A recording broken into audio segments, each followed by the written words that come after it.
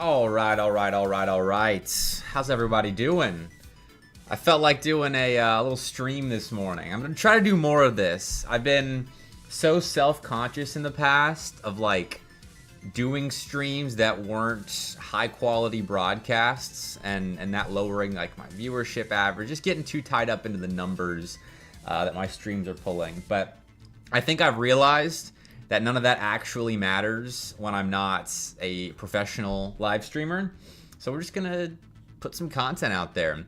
I'm streaming on YouTube now as well, so this is a good opportunity for me to make sure all works. So if you are an avid YouTube stream watcher, definitely go check out the YouTube channel at Mr. Bepic. But there's a little bit of my green screen that's not properly filtered in the bottom left there. Let me see if I can fix that as we're getting into this. I'm just gonna crop a little bit, I guess. But what's up, Nutty? What's up, Ty? Saturday stream indeed.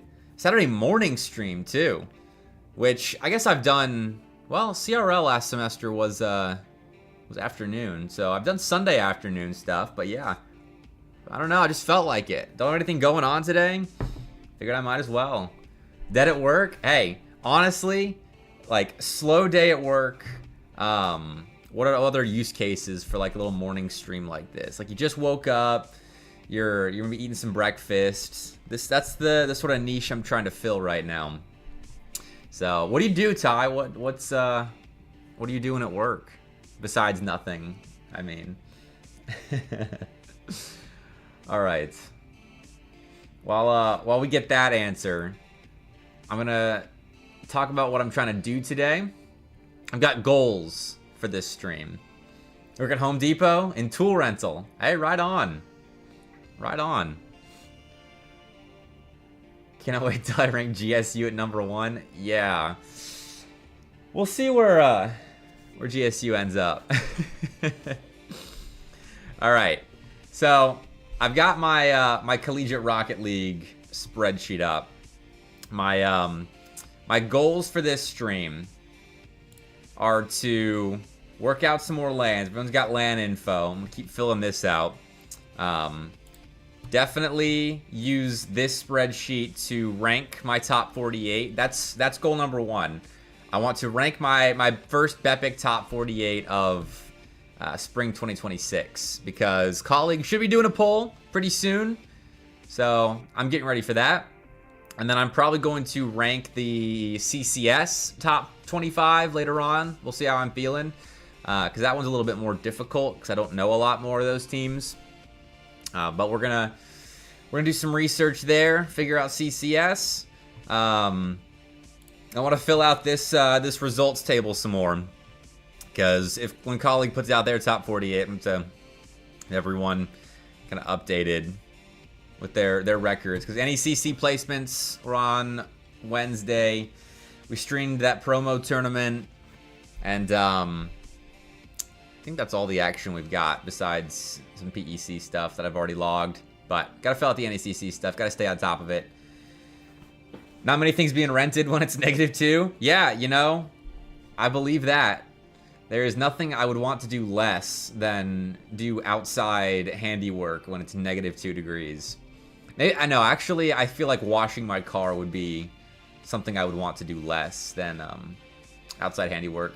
Because dry outside chores versus wet outside chores in -2. I don't even know the logistics of washing your car when it's below freezing like that. I can't say I've ever tried. Can't say I ever will try. 6 to 2:30? Oh, dude, I know it. That's why I chose working at a coffee shop is like my winter job, because the shifts are 6 to noon, sometimes 6 to 2, and I love being done with work, and it's basically 1 p.m. after you've had lunch, and you got the rest of your day ahead of you. The downside is going to bed at like 8:30. That's the downside, but it's all good. All right, so let's start. Let's start by filling in these results. That's what we're gonna get done first. Went to bed at midnight? You're crazier than I am. I could not do that. Alright, here we go. I'm gonna move my camera over for this, because I want you all to be able to see. Alright. Next to the chat. Even closer to you guys. But okay, let's do the NECC placement tournaments. You're just gonna hear me typing, and then we'll tab over to the finished product. I've got a fancy stream set up today. Couple of scenes I can switch between. It's rough getting up 5 hours after. Yeah, I know. After New Year's, I forgot to request off January 1st, and I always host a party on New Year's, and I went to bed at 2 a.m. to get up at 5 for that 6 a.m. shift. So I'm right there with you. I get it. What's up, Dylan? Happy Saturday morning. All right, let's get this filled in. So the way that I'm handling this this spreadsheet, well, I say this spreadsheet. Hold on. This spreadsheet is I'm doing basically the top 48, or teams that might be considered top 48, or just outside of it. And that's who we're going to log the results of. Because if I were to do like the top 60 teams that like definitely are in that range, then I'd be doing way too much. At that point, just don't go to sleep. I don't know. I feel like 3 hours is still reasonable because you get through those 2 REM cycles, and that's enough, I think, to function. At least better than not going to bed at all, in my opinion. All right, so we've got first result. I feel like this is notable right here. Daytona State and Indiana for sure. Dylan, probably not. I'll be honest. Probably not. I haven't done my top 48 yet, but with that loss to Indiana already, the fact that Indiana didn't blow Daytona State out, we don't have many results to go on. And like, I will be using results from the end of last semester, kind of, but that was 3 months ago, so they're not going to carry much weight. All right, Daytona State and Indiana, definitely notable. We'll I think we'll log the Indiana KSUB match as notable because it's Indiana, and they were ranked 25th at the end of last semester. Then I wouldn't say any of this is notable. San Diego State over Oklahoma, definitely notable. I have to remember all my shorthand. All right, we're just gonna get these logged and then go back. Shawnee State over Waterloo and Humber, I would not call that really notable. Now, Fisher Navy over Florida Southern and Bruton Parker JV. Fisher Navy is probably going to be a top 48 team. So I'm going to log that.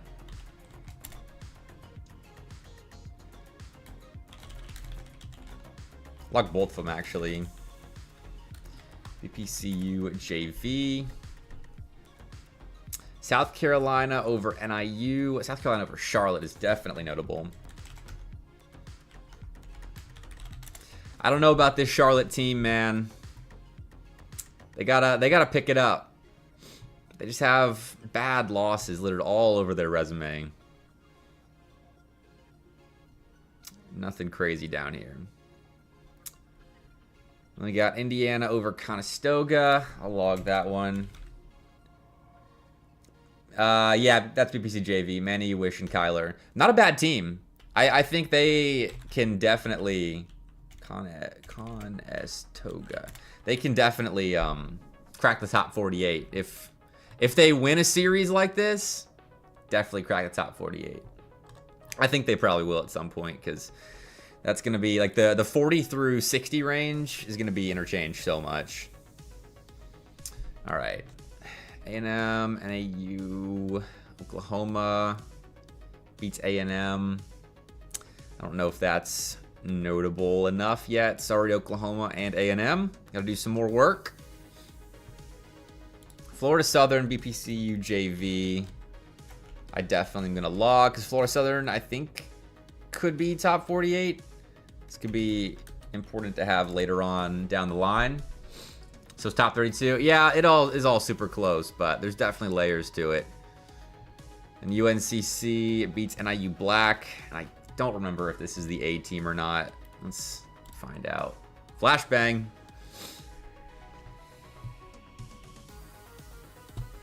Okay, this is the B team. So I don't know if I'm going to log that. No offense to NIU Black. And that is it for the Zippy placement tournament. Still don't know why it wasn't Octane. I don't get that. And then this, basically gonna log all of it.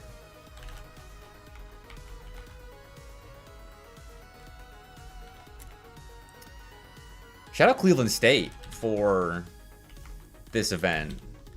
Really, really shout them out.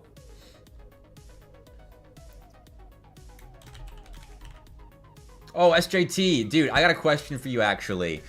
You said during the podcast on whenever we recorded that the smart move was to not play in the promo tournament and just play placements instead and get the money in Division 2. Was it an option to decline the invite to the promo tournament? Because I figured you guys would be in there over St. Clair Gold, considering you both finished in the same spot in the bracket. You didn't get an invite? Seriously? Huh. Okay. Well, that's what I wanted to know, because I don't know why you guys wouldn't have gotten an invite. Because you finished in the same spot as St. Clair Gold, and you were the better regular season team. So that's odd to me. They tell you why you didn't get an invite, or did anyone ask? You accidentally FF'd out of Division 2? I was wondering why you guys forfeited. But Florida also FF'd their lower finals, so I just thought that was a Division 2 thing. Playing Atlanta. The first one will only be for Georgia teams. Hey, cool. That's still worth noting, honestly. I love tracking all of the local lands. Like my Battle for Bama's, the Battle for Indiana as a good one. Like the Corn Belt Clash I log. Skill Issues pretty local. Ohio Collegiate Esports. So I'm just gonna log that as GSU land right now. But cool, that's cool. I'm excited to see that. I mean, Georgia's still a pretty stacked state when it comes to Rocket League talent, so that'd be good land. You forgot that it was double elimination. Happens, Dylan, happens. You didn't ask if it was fine with you. Okay, yeah, fair enough. Yeah, Drift. I've definitely got that one logged. I mean, the Tri-Cities Clash? Slam. Tri-Cities Slam is going to be one of the several major CRL lands hosted by third parties. Boost on the Beach, I think, will definitely be another one. And then whatever else pops up. I'll be streaming that ETSU land first qualifier as well on Tuesday instead of Tuesday Night Lights. I guess that'll kind of be Tuesday Night Lights. Do we know where the SEL land is going to be? We did, and then the school that was supposed to host it had several snags pop up. It was supposed to be announced, honestly, a couple weeks ago.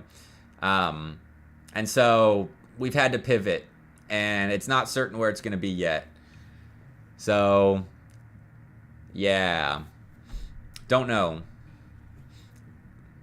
Ask Shaka to host at the Knox Esports Center. We explored that. I don't remember why. When would it be? It'd be middle of April. Let me pull up that let me pull up my calendar. April 18th and 19th is when it would be. So if GSU could help, DM me and I will redirect you to Freddie Mac, because Fred he handles all of the land logistics. I'm not. It's out of my realm of expertise. But all right, back to Back to logging. Carthage and Bruton Parker we just logged. Florida 3-1 loss to Winthrop Academy. Winthrop Academy loses to Davenport. That's going to be April 3rd. Okay, yeah, if you are looking to host multiple lands and it fits our logistics, Fred's got an entire document of like what voltage of power, how many outlets you need, your internet capabilities. He's got it down. ETSU is gonna be sick, dude.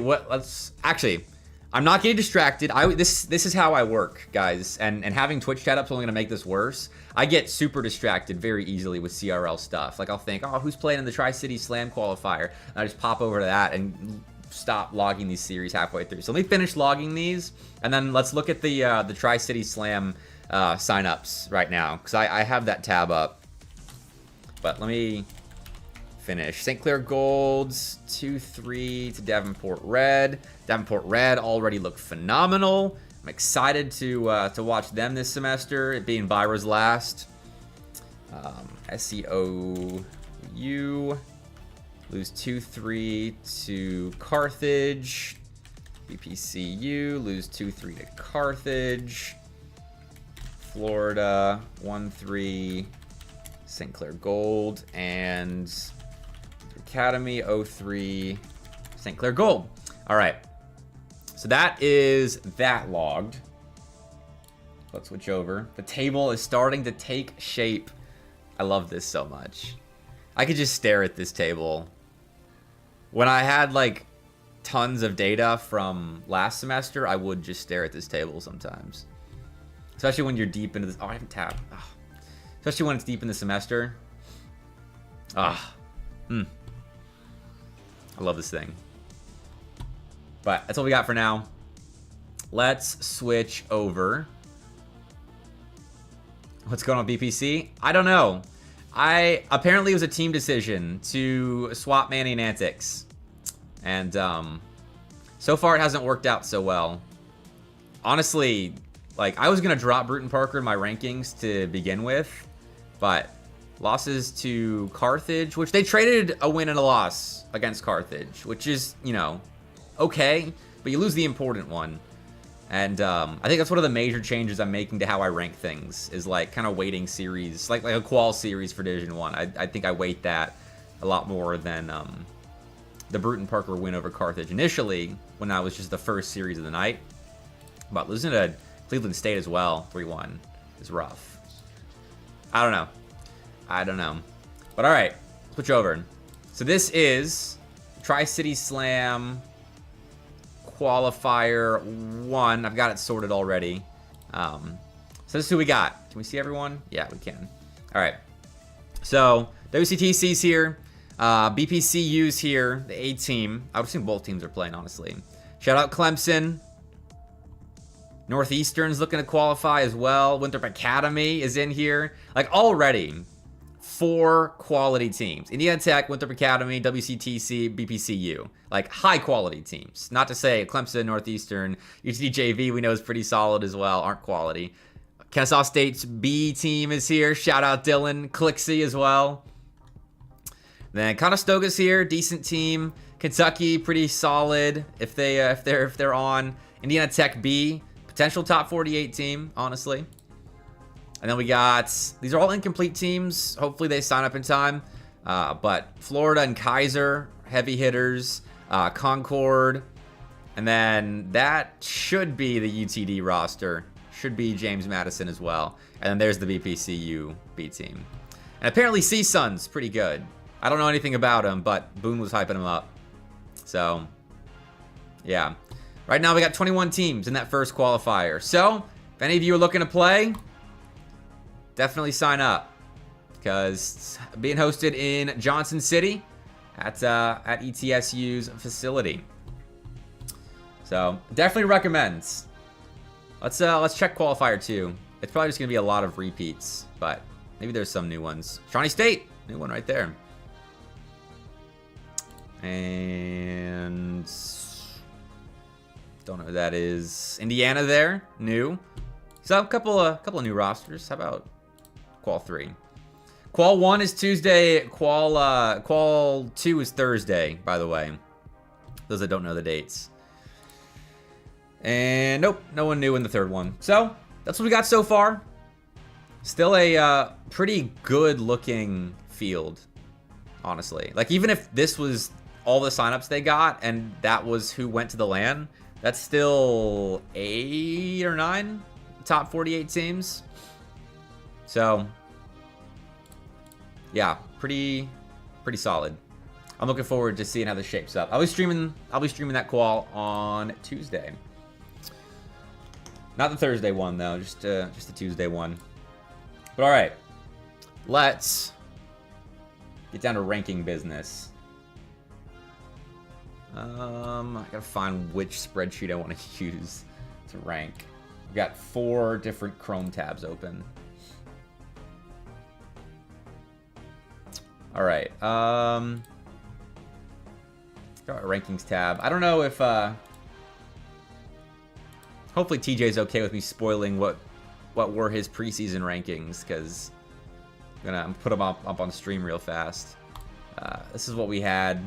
You get a second to look at, otherwise you have to go back and look at stream again. But all right, here we go. I also got best team by state over here. This is something I want to do. I've got a graphic for it.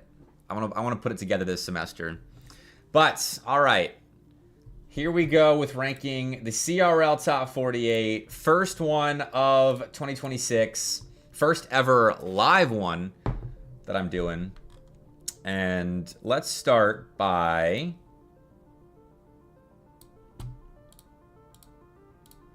getting a list of who I think are reasonably in contention for the top 48. It's alphabetical. Split it as well. That was a terrible cut. Wow. Don't let me shuffle again. All right. I got my coffee brewed as well, so we're really locking in.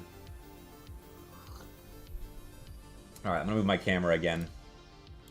Get me right here in the middle. All right. So I think the top 4 are relatively easy to pick out. I don't have a no, not a Clemson mug. Not a Clemson mug. Auburn. Baylor, Concord. Where's Maryville? It's alphabetical and I still can't find it quickly. Maryville and Winthrop. I think that's an easy top 4. Now, as for number 1, I feel like Winthrop is easily defendable. Finishing second in Game 7 overtime to St. Clair, who wouldn't be in this conversation after losing Arju. But Baylor and Maryville both are playing in RLCS quals together, like as trios. And I actually kind of want to see how they did before I rank them. Okay, Open 3's starts this weekend. Open 2 is where we'd be looking for results. So I'll preface this by saying I don't watch the RLCS anymore, really, unless it's like a major LAN. These team names are insane. Like how are you supposed to follow this? CL 90210-1? That's a top 16 team in North America. It's named 1. It's ridiculous. Royales, come on, man. We need some better team names here. Let's brand ourselves. Okay, Shuffles Kittens. There's Maryville. And did Baylor really not make it? It's Jazzy. 9 lives? Okay. There they are. I should have players shown.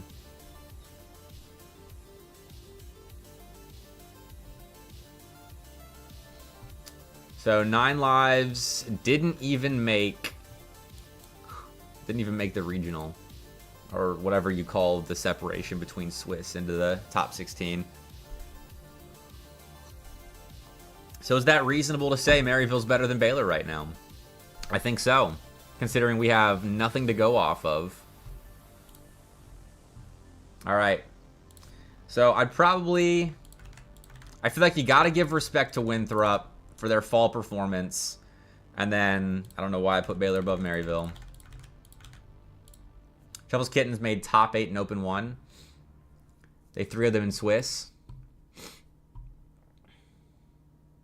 Yeah, there you go. Direct head-to-head. Definitely reasonable to say then.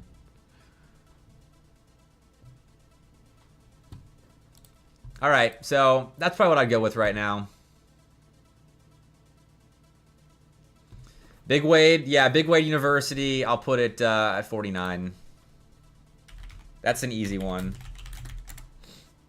There we go. I got you. All right, so I'll try to separate the rest of these teams into kind of tiers of quality next. So Northwood, I think Fisher's going to be up there with the new roster. It's Fisher Navy. Oh, that's going to be so confusing. Because didn't Fisher Navy used to be the A team?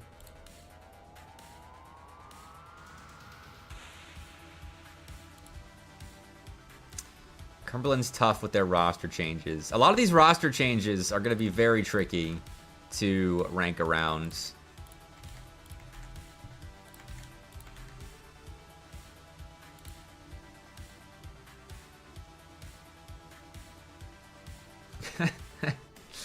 All the W's cracking me up, guys. Okay. So, Northwood, they lose Zanil, pick up Drewy. St. Clair adds Vesh instead of Arju. Ball State, swap out Wova and Phoebes. I gotta pull up these rosters next to me. Boom. I'm gonna duplicate this real fast.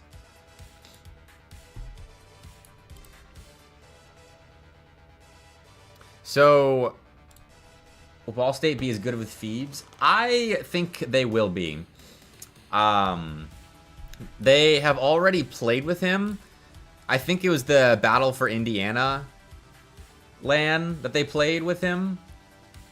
I don't know. They played something at the end of the season with Phoebes. And we're still pulling results that you would expect from the A team with Wova. So, for the record, while I'm doing all this, here are all the roster changes. I can switch between this screen and the rankings.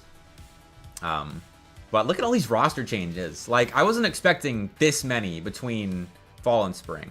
These are all the... Of the top 36, how many do we have that made roster changes? 1, 2, 3, 4, 5, 6, 7, 8, 9... 10, 11, 12, 13, 14, 15, 16, 17, 18, 19.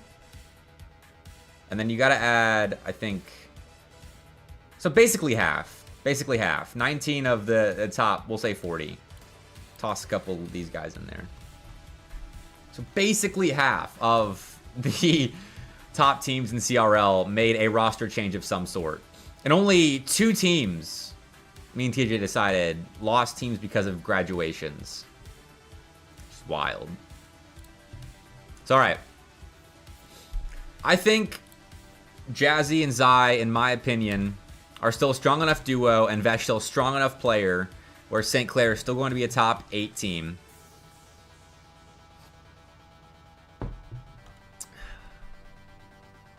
I gotta see...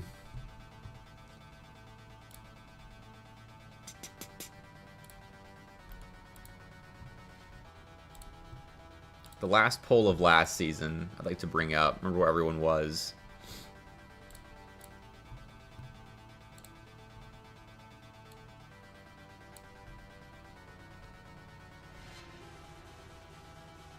Okay. And then you've got teams like Oklahoma Christian, who were top 8, didn't make a change.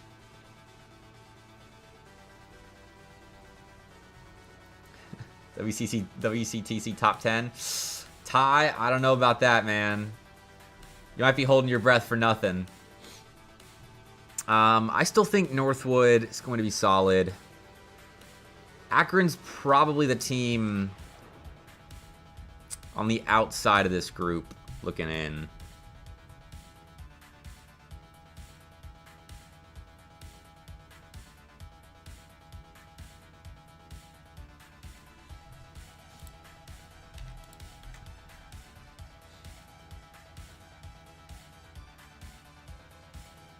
I don't have any results for really any of these teams so far.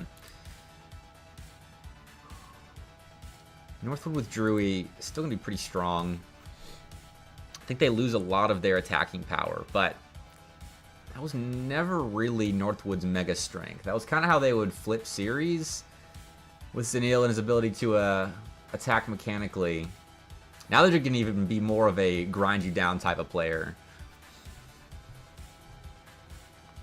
Type of team.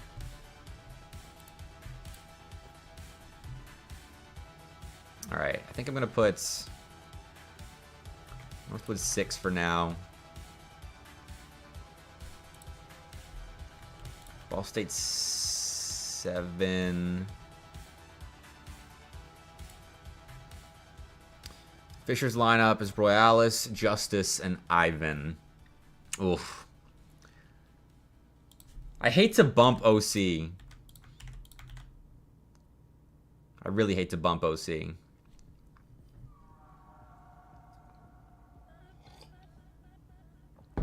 Didn't Hockey graduate? Did he? I don't think so. Pretty certain I checked the Northwood roster on the NECC page. I can confirm though. I thought this was Hockey's last semester. But I did screw up that West Virginia roster. West Virginia, how did I miss them? Oh my god. They're definitely number 5. Don't know what I was thinking. Let me pull up the NECC rosters.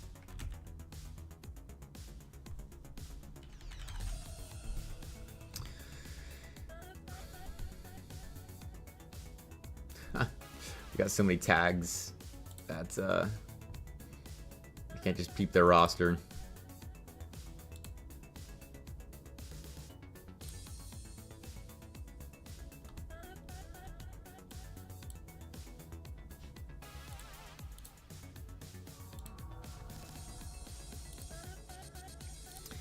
Yeah, Northwood is Hockey, Creams, and Drury. I'll put it up right there. Hockey's still in the lineup. Don't worry. But yeah, he does have to be getting close. Can I post the spreadsheet? I will post it once it's a bit more ready for public use. Because it's a little bit of a mess right now. But I'll post it. Okay, so West Virginia, definitely number 5. Now it's a matter of, I think between St. Clair and Northwood, who I would consider having the stronger duo, plus the added factor of having their new third come in. Because Drury and Vesh, I don't know a ton about Vesh individually. But I think the Jazzy Zai combo is stronger than Northwood. So I'd probably keep St. Clair 6th. Northwood 7. Ball States.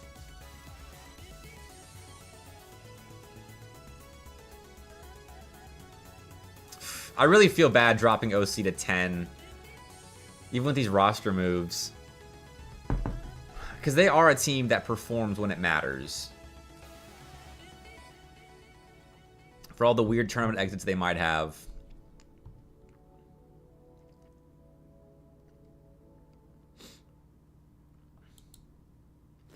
I might swap them in Ball State.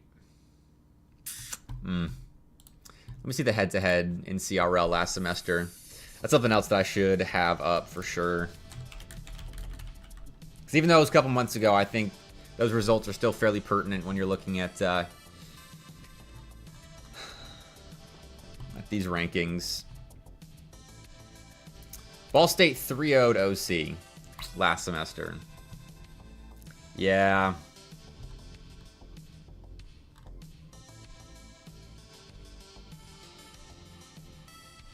All right. I'm happy with that top 10. For now. For now. This is how I do it. I'll put together, like, I do it in 2 or 3 different drafts of my top. All right, Akron. I'm gonna add Boise here, because now we're getting into the next sort of echelon of teams. Cumberland's made that roster change, which I think is going to affect them. Syracuse look incredible so far.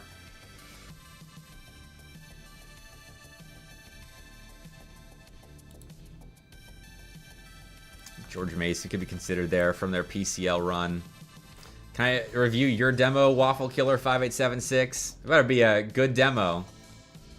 I've seen you play twos. Not ready for the new team? I need to see some evidence from the new WCTC first tie.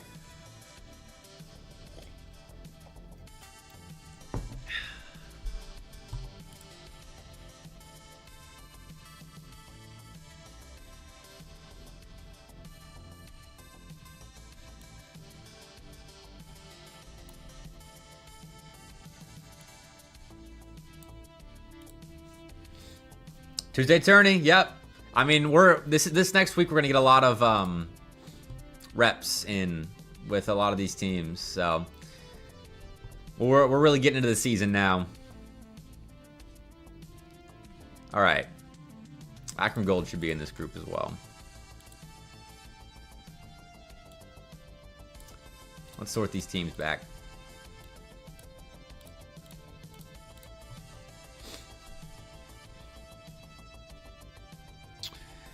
So, Davenport at the end of the semester.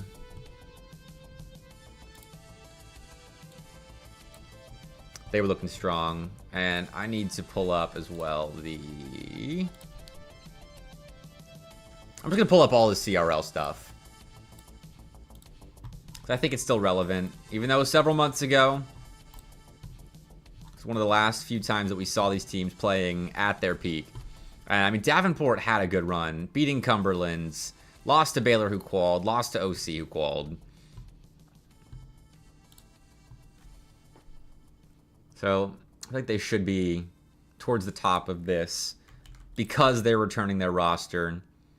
Boise's also returning the same roster. They did lose to Michigan State, though. Redeem hydrate? I'll hydrate.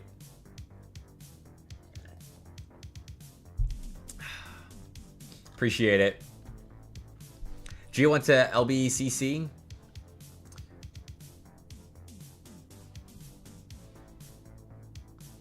Stretch. Man, you guys are taking care of me right now. Ugh, this chair does bend my back in a weird way after a while. So I do have to stretch. I often get up while I'm casting. Well, while my co-caster's casting, but while I am live. And mute and stretch. Bepic point dance. Oh my god. So this is why I can't stay locked in while I'm ranking. If I'm doing it live. All right. Let me sort out like the next 10 teams, and then I'll do it. I can do it Tuesday if I want. All right. As long as you're tuned in, I'll do it on Tuesday. When KSUB quals for Tri-City, sounds good. Oh man, you guys abuse the timeout feature, I swear. All right, I'm pronouncing it now. I am going to do the Bepic point dance on Tuesday Night Lights when Dylan requests it. But I do have to time you out, Dylan. Sorry, 10 minutes. Gone for 10 minutes. I almost just banned you. That was close. And SJT's been timed out as well. Guys, we got to keep it civil in chat. This is turning into Wednesday all over again. All right.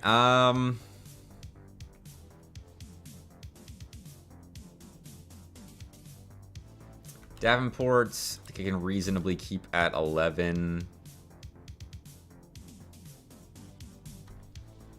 This is where it gets tricky, because now we're talking teams that have either changed their rosters or have a loss on the season already. Indiana Tech looked strong, had really good peaks last semester, but kind of tapered off towards the end. Kennesaw State's in a similar boat. Michigan State lost Drewy and still look okay with knock. But they're not, I think they peaked like top 12 last semester. Syracuse, though, they do look phenomenal at the moment. This will be my my first hot-ish take. But I think for preseason, with Syracuse having destroyed Michigan State in PEC and beaten Akron Gold pretty convincingly on in a show match, yes, but I don't have much to go off of right now. Gotta have Syracuse next. I think I'll keep Akron up towards the top. Cumberland with Hot Shot, I don't know where to place. Because I've got no clue what they're going to like with Hot Shot.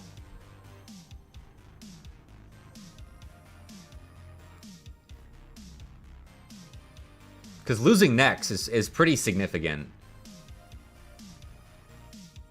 I don't know if Hot Shot is at the level where he can replace next kind of one-to-one.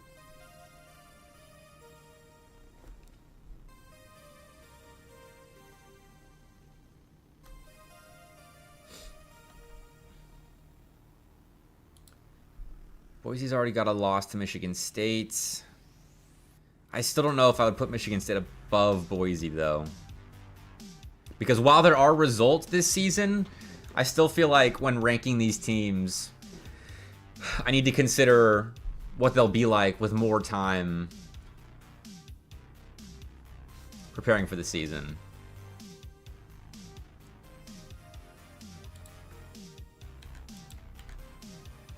Boise 14, Michigan State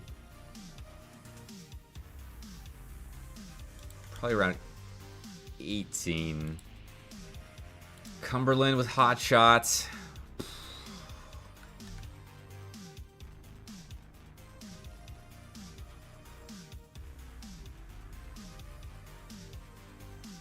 I don't know. I really don't know. Indiana Tech, KSU. George Mason had a great PCL run, and they are returning that lineup as well. And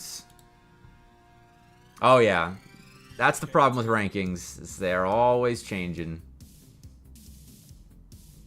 And this is Michigan State in one of their biggest days of competition of last semester, losing to Kennesaw State, who looked bad on this day, and losing to Akron, and then they lose Drewy, but they have beaten Boise State.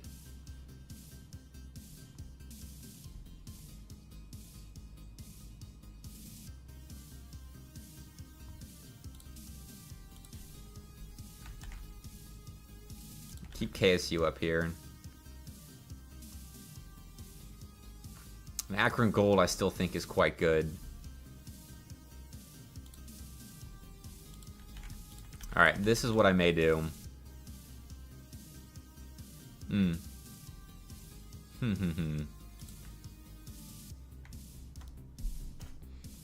don't know how to rank George Mason, because they did start to look good at the end of the semester. Again, long time ago, but they were the only team to take a series off of Ball State in those opens.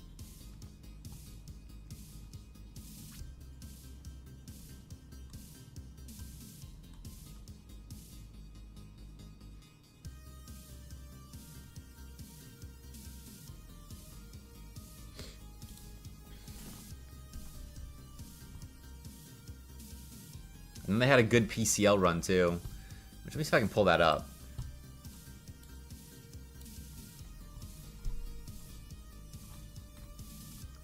This might take a second. MEAC, other events. Aha.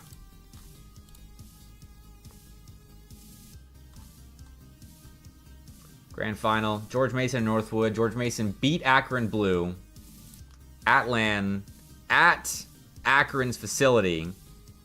This was Melio 5 up and Patty. No bullseye. I still think it's a pretty quality win. George Mason also in this tournament took a game off of Northwood, 3-0'd USF, and that was the extent of their wins.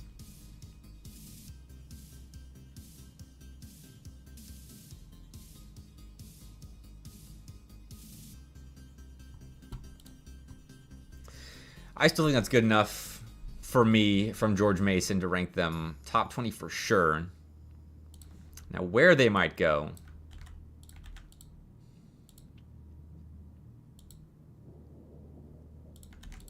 All right. My top 20 for certain.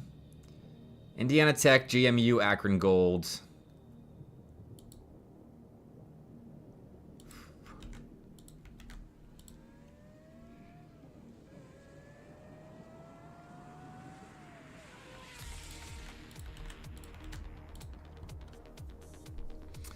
Akron Golds at the end.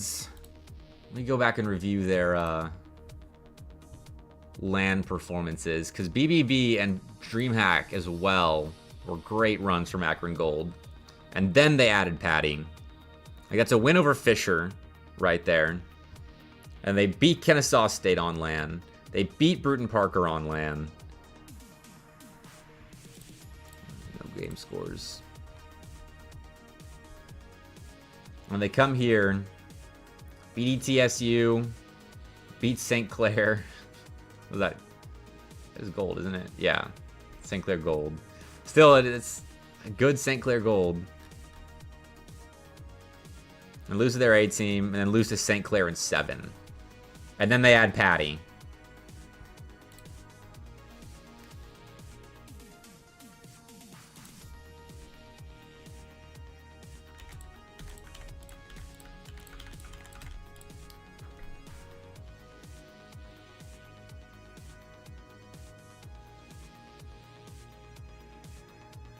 Okay. I'm satisfied with this as a first draft. So, that's supposed to be the easy part.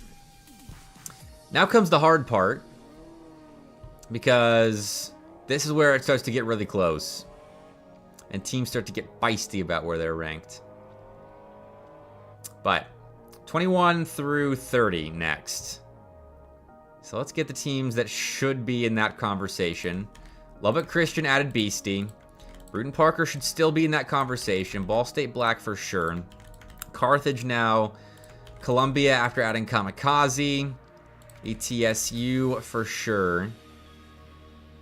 WCTC for sure. St. Clair Gold for sure. South Carolina, yes. San Diego State, yes. Ole Miss, yes. Leslie and Maryland were there at the end of the semester. Same with Florida and Indiana. How many is that? 15. All right. Gotta whittle this down.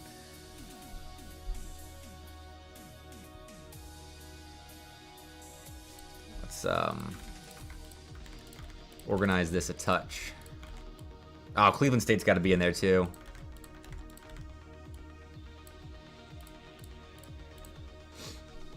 And now we can start looking at results from the NECC. All right, placement tournament. Let's all remind ourselves of what went down. Fisher Navy isn't. I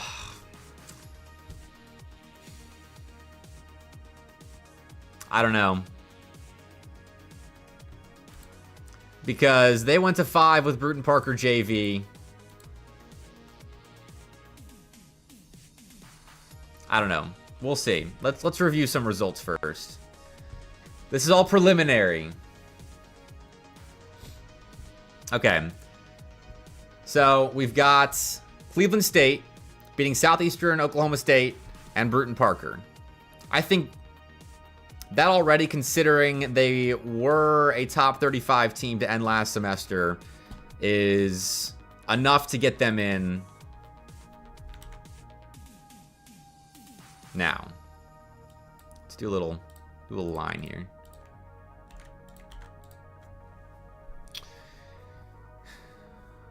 Davenport Red. They beat St. Clair Gold.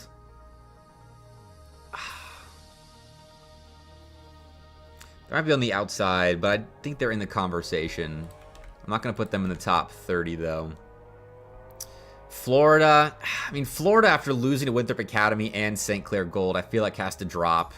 Despite the strong finish to last semester, they only placed top 3 in their NECC playoffs. Move my hat out of the way. Dude, we're not going to be on this tab for long. Stop backseat streaming. Florida, I feel like, has to drop.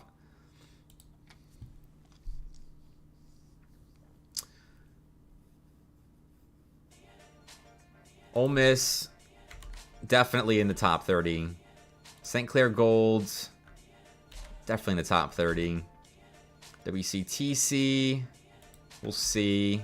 Columbia and Carthage, I think, definitely are. Ball State, these 3 definitely are.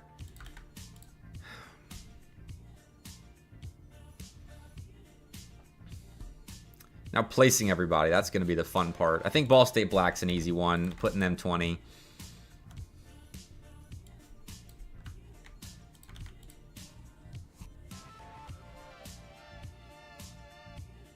Indiana had a rough placement match.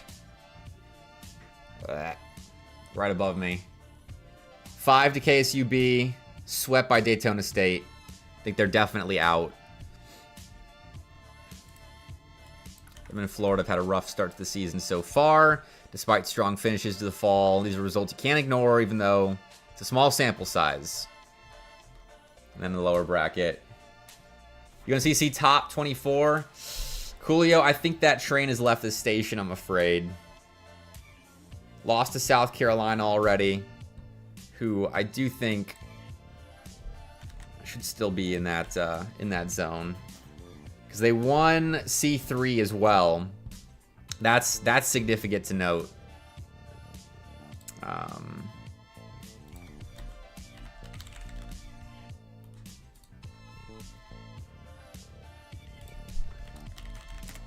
Come on, Wikipedia. Oh, I forgot I'm on the different page. Here.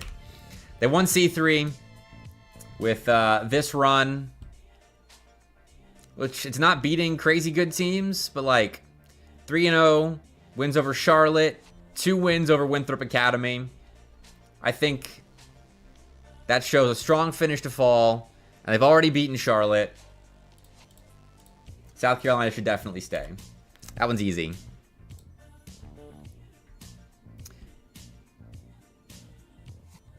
And like Fisher Navy,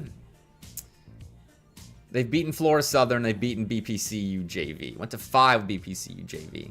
I just don't know if I can downright start the semester saying they're in the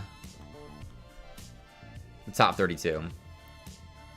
Because essentially that is the team from last semester, but with Tally Bird, I think she's playing in place of Royales. Yeah.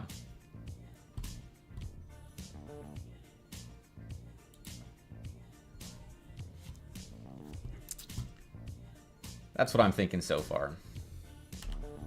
And what other results can we factor in? Anything to end of the semester? C3 and PCL were the last couple of lands. And PCL didn't really have any of these teams. Because I don't think Columbia was able to make it. Were they? Oh, yeah. Well, they played Akron and Syracuse back-to-back. Daytona up there. I think it's too early on Daytona. A 3-0 sweep over Indiana is good, and I think that'll put them probably top 40 for me. But I just, for not having really done anything all of fall, I think it's too early.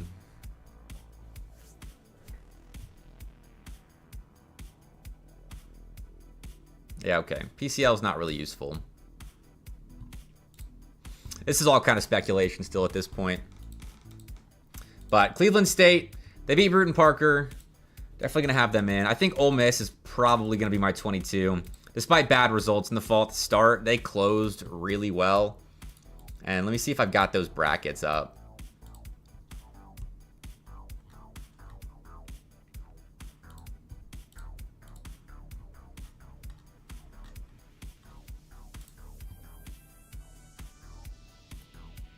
Because Ole Miss closed with the wins over like St. Clair.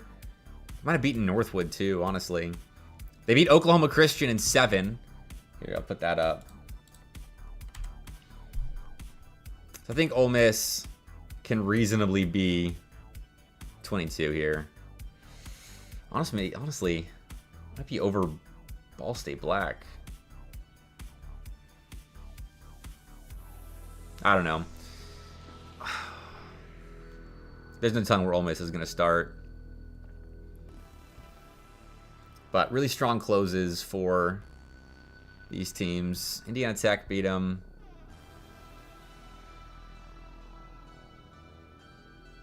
Honestly, this Indiana Tech might bump them above Akron Gold for me. Maybe Boise too, truthfully.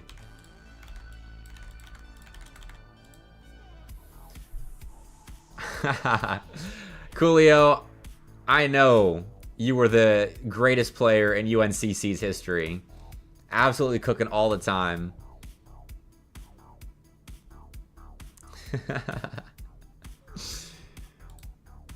Let's see. Was this the group with Ole Miss? No. Ole Miss closed. They beat St. Edwards. They beat St. Clair. They beat Leslie. Okay, they lost to Northwood. But, I mean, after starting out 1-3, it's a pretty good run to close for Ole Miss. Yeah, I'll put them up there.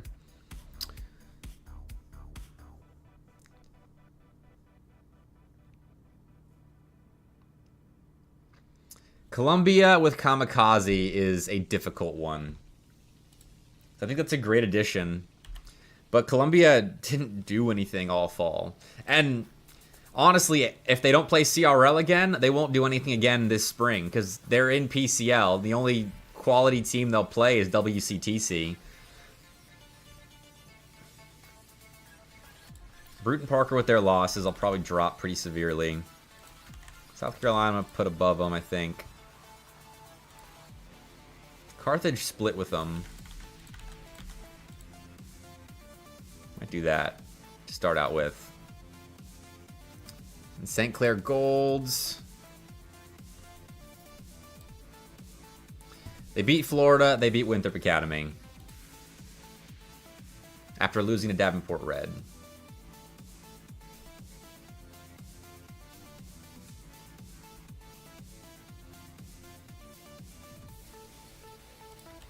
I still have them at 26.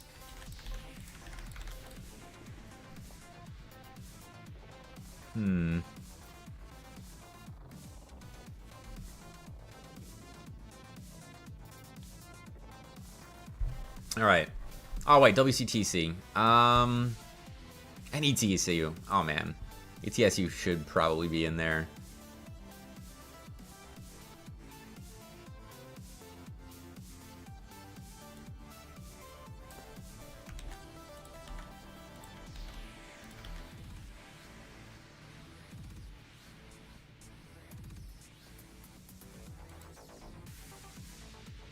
WCTC, San Diego State.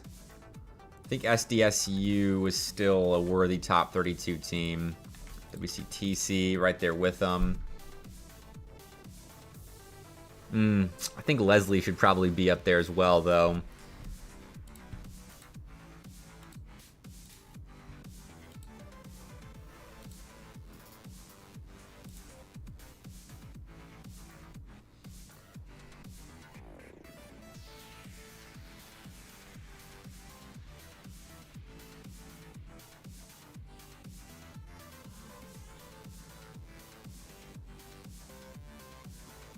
You haven't played?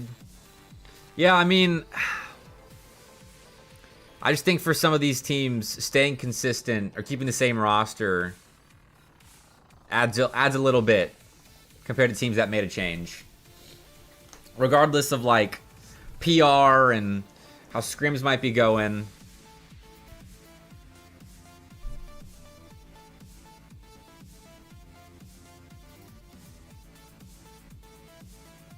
Because what was the head-to-head record between you guys and San Diego State?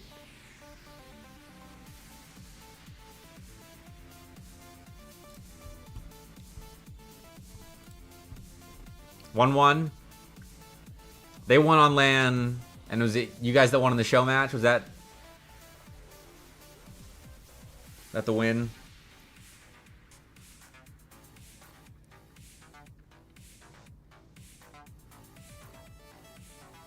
I mean, I definitely rate that LAN win higher than a show match win for sure. Yeah. Sorry, Ty. I think I would keep you guys below them there. But the info on how long you guys have been playing together is good. And Leslie should be up in there as well.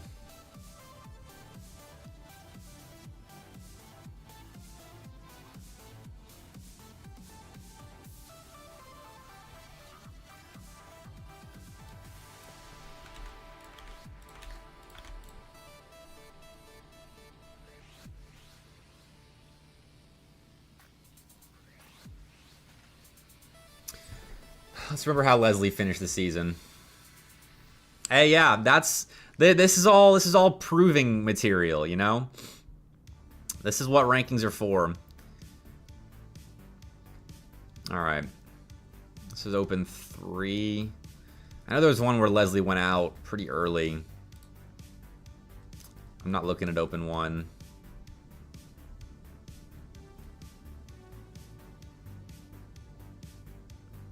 No Leslie at all. DreamHack. Leslie beat Wichita State. Oh, Wichita State should probably be in this conversation as well.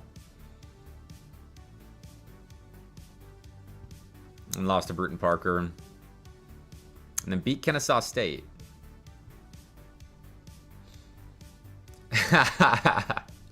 Rankings. All right. I forgot the list of priorities. Yeah, starting arguments between schools. And then it's proving material. Good correction.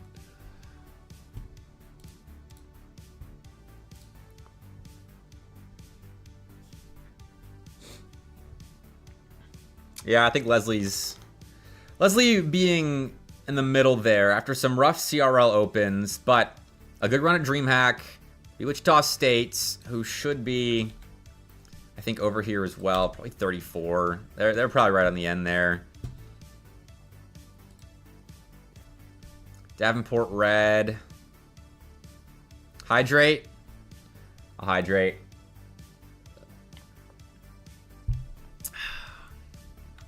Davenport Red's definitely 35. Maryland, Florida, Indiana. What else we got that we haven't touched? Fisher Navy, should probably with these teams. Daytona State's probably with these teams.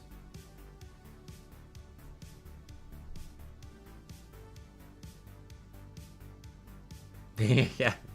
Well, I can't say I watch Atlanta United much anymore, but when I was still like in their heyday, like 2017 to 2019, definitely watched them a ton when they were first created. That was an exciting time. Those games rocked. The first time they set the attendance record for an MLS game, I was in attendance at that Atlanta United home game. That was really cool.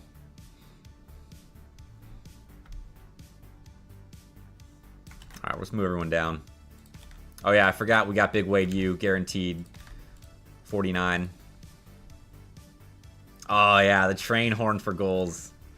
So loud too. That was the first time I'd been to a soccer match as well, and I was so impressed by how much noise soccer fans make when without any stadium noise being pumped in. That was my first experience with it, because like I know that's what football culture is like, but man, it was so cool. All the banners being flown, the drums going off. It's awesome. Yep. That's how all sports should be, honestly. I don't want to have to listen to a corny PA guy. I would much rather listen to drums and go to a Croatian basketball match where there's smoke covering the stadium, everyone's stomping. That's where it's at.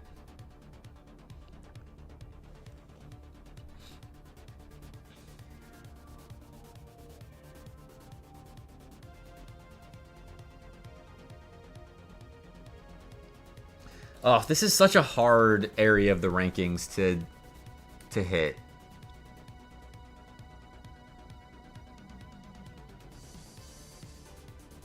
Because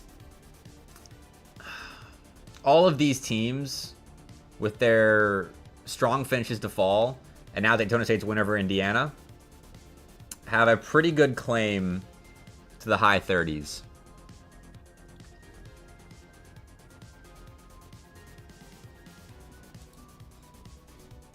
But Davenport Red have had a really strong performance already this semester, and they won their NECC Division II bracket. I think that combined is reasonably enough to put them above some of these teams. I think Florida, despite the bad performance, should still be here.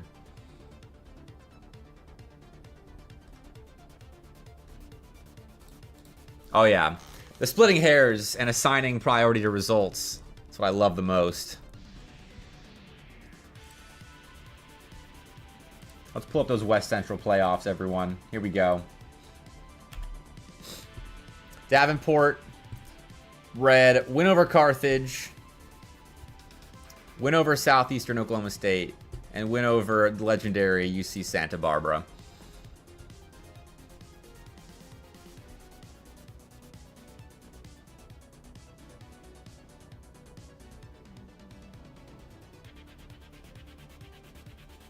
And then you add that to them beating St. Clair Gold already. Man, I'm above them over Wichita.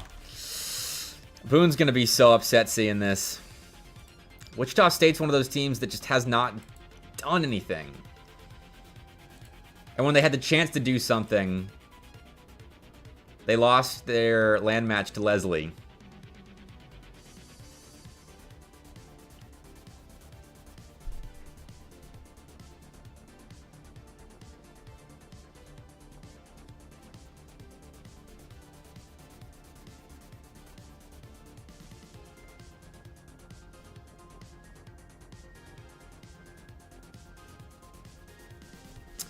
But I mean, Davenport beating Carthage in those playoffs. Neither team made a change. And then Davenport qualifies for Division I through uppers.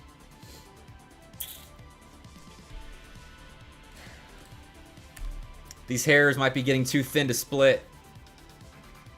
I'm just to close my eyes and see what happens.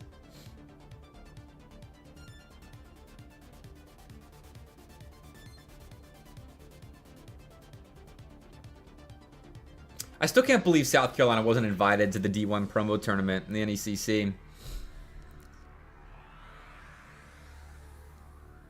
That is surprising.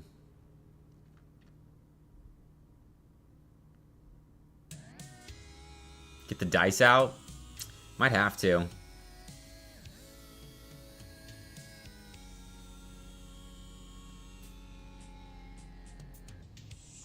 Let's look at something from last semester. Because I've got most everyone's resumes against notable teams. Let me pull it up. All right. This is majority results. Wichita State.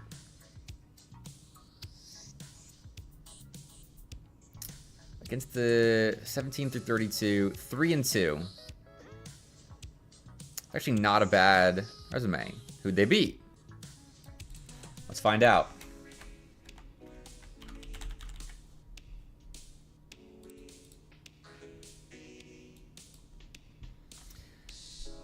UNCC lost to Albright and Oklahoma in that one bad CRL Open. Lost to Kennesaw State, quality loss. They beat Shawnee State, lost to WCTC, CRL Open, and beat them in a best of 3. You would have flipped that chronologically. They would have won the best of 3 and then lost the best of 5. So then they lost to Ball State, lost to George Mason, but they beat Columbia in that state line showdown twice. Okay. So their 3 wins are a best of 3 win over WCTC and then 2 over Columbia. And Columbia has now improved their roster. And then Wichita State lost that best of 5 to WCTC.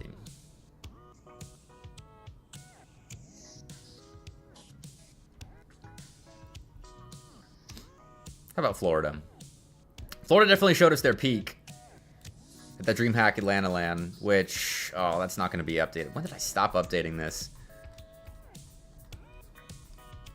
CRL Open 3. Okay, so this doesn't include the CRL closed qual, etc. Anything in November, that was about the time when I started checking out a little bit.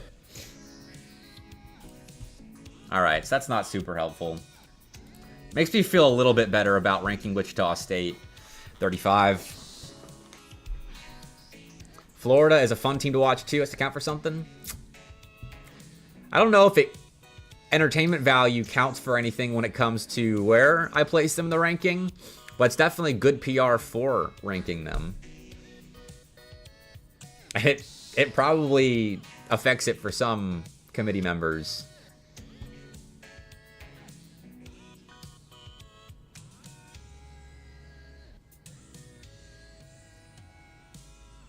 Okay, I think I'm okay with this.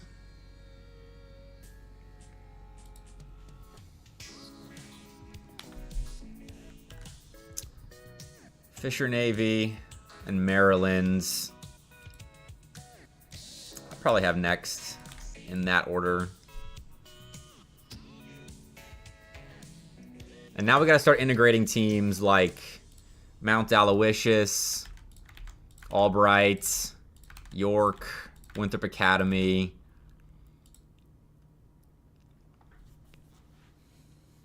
Because York had those good CRL runs, didn't they?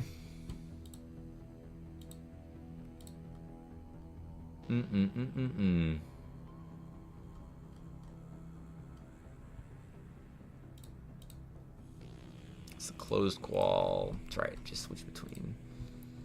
Remember, they went all crazy and were tweeting at everybody after they had a good run. School number 49 is fire. Agreed. You would have said Maryland under WCTC?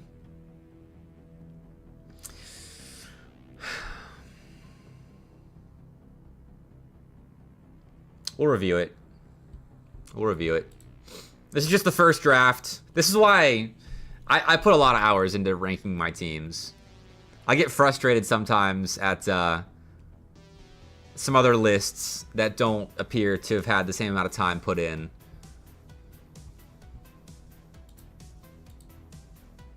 All right. Where was I looking for? York. What did York do? Because weren't they ranked like one of the last colleague polls? Yeah, they cracked the top 30. They were at number 28 on the colleague poll in October. Why? Here they are. They beat St. Edwards in that match and then lost in the important one. I don't know if that's enough to really bump them way up. Hexy's at 100 past 2 and got rank A yesterday. See, that's That's the sort of info that if I were to put even more time into my rankings, I would have. Because that is important. Especially coming out of a break. Being at 100 past 2. He got rank A yesterday. Good for him. He deserves it. He's so passionate about the game. Alright. Ugh, I really feel bad if bumping Florida down even further.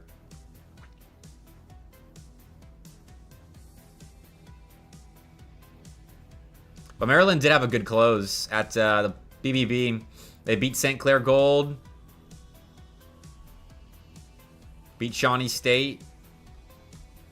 And then this was a banger of a series. A 4-1 looks like St. Clair just kind of handled business. And it was a 9 a.m. game, but one of these games was like 9-7. It was awesome. It was so good. It was going on at the same time as this Syracuse-Bruton Parker match. And the way that the teams were set up in Kentucky's facility was from like right to left. You're facing the PC pit. You had Syracuse, and then it was or no. It was Syracuse on one end, and then it was Maryland, St. Clair, Bruton Parker, and it was Syracuse and Bruton Parker that had the 9-7 series. This one wasn't the crazy one. It was close because you had like the 9-7 where both teams would get up and scream at each other from across the LAN facility with St. Clair and Maryland in the middle. and I felt so bad for Maryland because they're here fighting for their lives, playing close games against the eventual runners-up. And Syracuse and Bruton Parker are screaming at them. Like, no way you could hear all the comms with how loud BPCU and Syracuse got. That was one of those LAN series that really made me wish that we had actual crowds for CRL LANs. Because it's awesome. It's so awesome. But okay. I feel like York's got to be in this conversation as well. I'll bump Maryland up. I think it's a good shout. I don't know if I'm going to put him above Davenport Red. But I'll put him at 35. Winthrop Academy and York. Ugh. Winthrop Academy beat Florida. The head-to-head already in the season. They finished second at C3. I think Winthrop Academy need to be up there.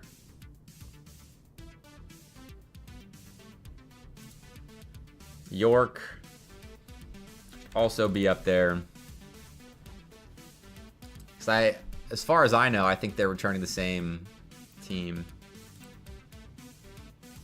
We can check actually. The PCL groups came out yesterday or today, one of the two. I think it was yesterday because I saw some complaints about how these groups were seeded. So apparently PCL seeded based on the MMRs that players submitted for themselves, or teams submitted for their players.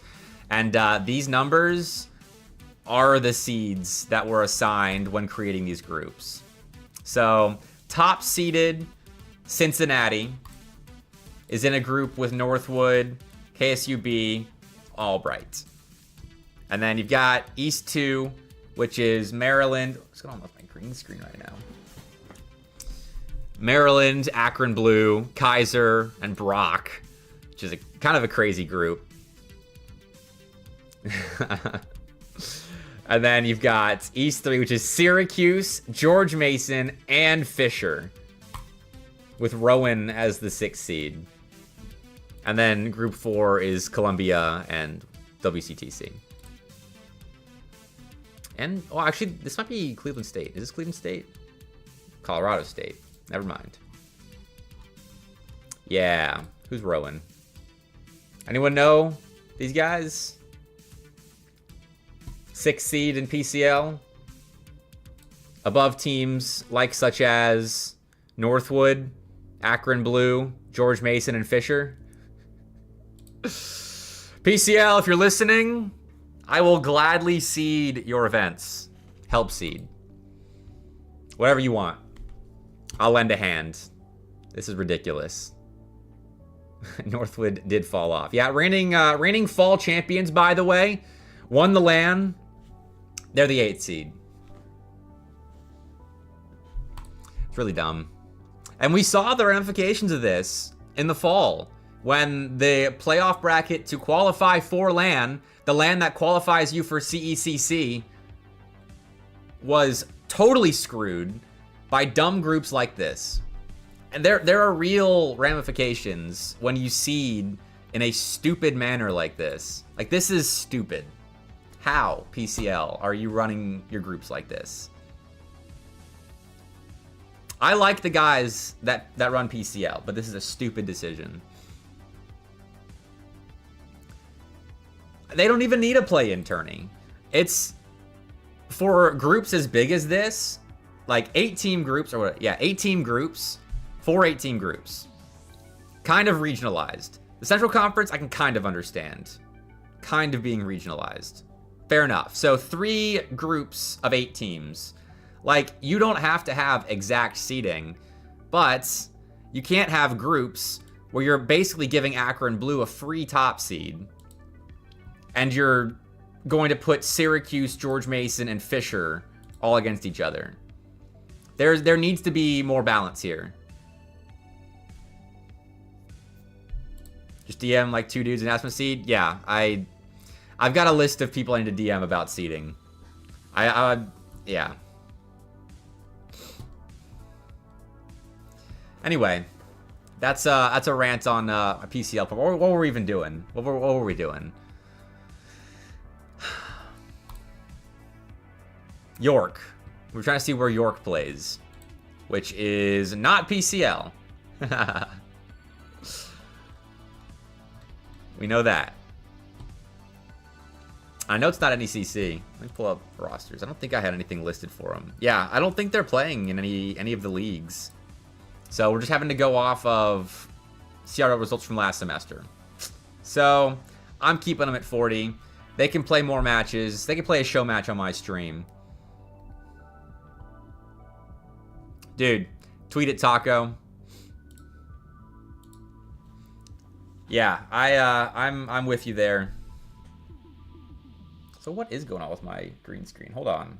It's getting on my nerves. We're gonna fix this in real time.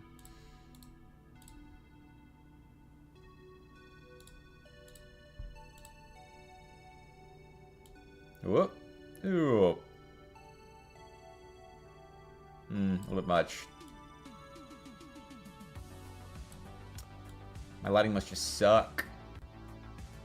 I haven't changed my lighting at all. Alright, good enough. Good enough. Alright, back to ranking. Because we got Albright, Mount Aloysius, Indiana, Daytona State. And Albright also had some good runs in CRL. They beat Wichita State in that one best of 3. No top 32s, though. There's one. Lost to Michigan State. I think I'll still put them 41. Mount Aloysius, Indiana, Daytona State. Daytona State I'll stick up there because they've been doing quite well. And then Albright's, I'll look at their stats from last semester. 4 wins against the top 17 through 32. And Albright is returning the same roster. So let's look. Albright lost to Akron. Lost to Akron Gold. They beat York in a head-to-head. All right. I'll switch them. That was CRL Open 1, but it's still a head-to-head. They beat George Mason in CRL 1. They beat Wichita State in CRL 1. They beat York again. Lost to Carthage in the second one. Lost to Michigan State in the second one. Lost to Indiana Tech B, which you can't see. Lost to St. Edwards. Lost to Conestoga. In Nace. Beat James Madison. Lost to Kaiser. Yeah. I'll put them above York, but not going any further than that.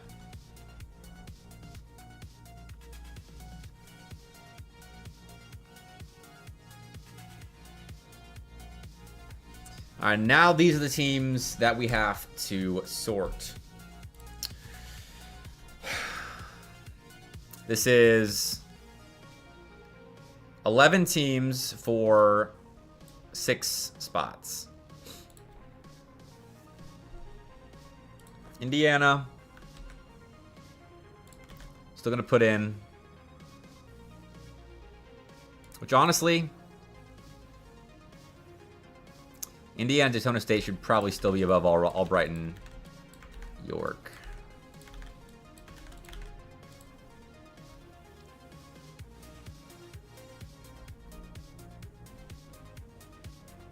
James Madison did beat Kaiser recently. I don't think Kaiser's a top 48 team yet. That was game 7, but I think you can put him in. Drexel. UNCC's had some rough losses. Southeastern Oklahoma State, I think, could be in as well. Top 48. Because where is their run? They beat... Ooh, no one really of note in any CC playoffs. They beat GCU 4-1. They beat Purdue in Game 7. They beat Huntington in 5. And then in the promo tourney, they lost to Cleveland State in 5, lost to Carthage in 5, which I think is enough to be top 48, but I don't know if I can put them very far up. So we're going to put them towards the bottom. I think Mount Aloysius as well, and put in. Shawnee State definitely still deserves. But where? UTD, I still think deserves to be up here. 48. Conestoga, probably still be top 48 as well. Let's have a gander back at the placement matches. If I can find them.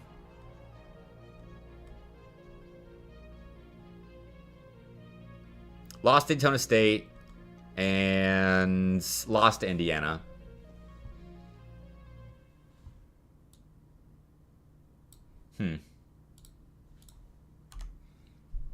Yeah, JMU, Kaiser, and UNCC probably still have to prove it. Especially with Charlotte struggling like they did at the C3 LAN. Lost to Winthrop Garnet. They beat Clemson, lost to South Carolina as well, and lost with Garnet again, and lost to Clemson in the 3rd place match. And then at DreamHack, similar story. Stacked group, yes, but they didn't win a game. This was without Bala. I'm gonna put them in earn it range. We also do have the CCS bracket pulled up. Let me put that up so you can all see what I'm looking at. Where Charlotte, where were they?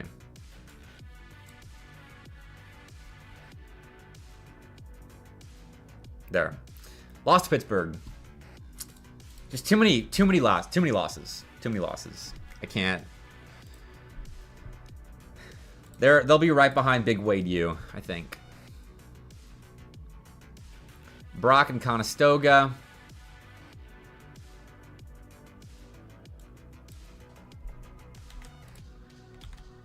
I'll put Conestoga. Nab that 48 spot. And Brock, I think they're in NACE this semester. PCL. Right. In the East 2 conference. So they'll have chances. You beat Maryland or you beat Kaiser. Look good against Akron Blue, maybe.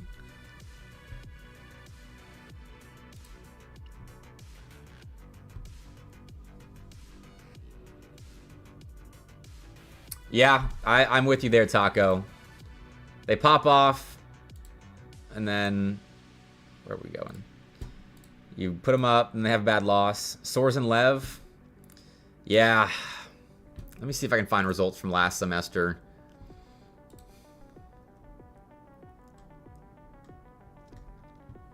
Ooh. Where's PCL? Regular season. Where are they? 6-1. Probably win over Maryland here.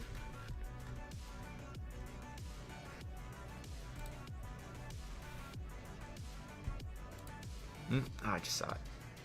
Yeah, 3-1. Okay. Yeah. Gotta bounce someone, though.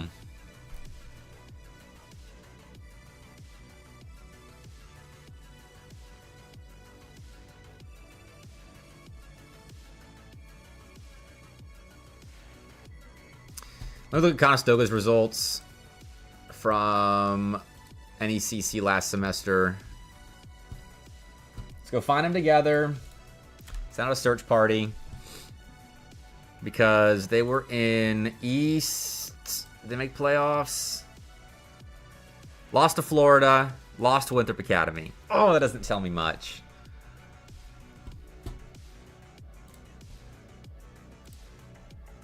I think they were in East B.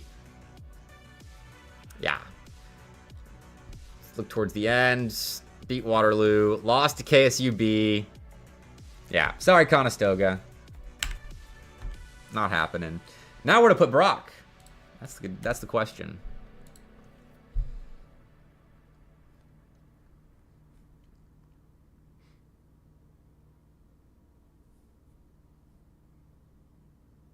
The team you coach beat Queens in placement?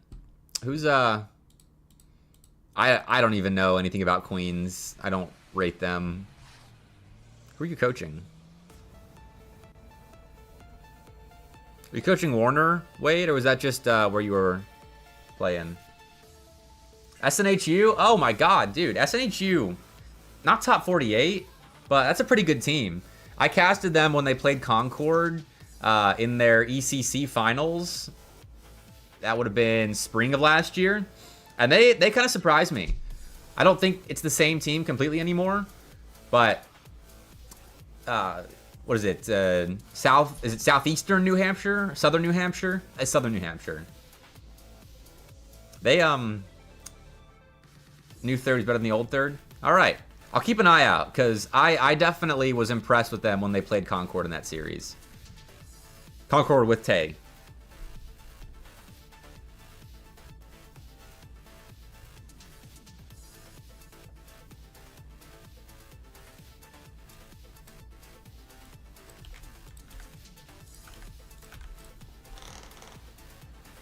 Get them on a TNL. Dude, I don't know how many show matches I'm going to be running until the middle of the semester. Because I was planning on running them this upcoming week and the week after.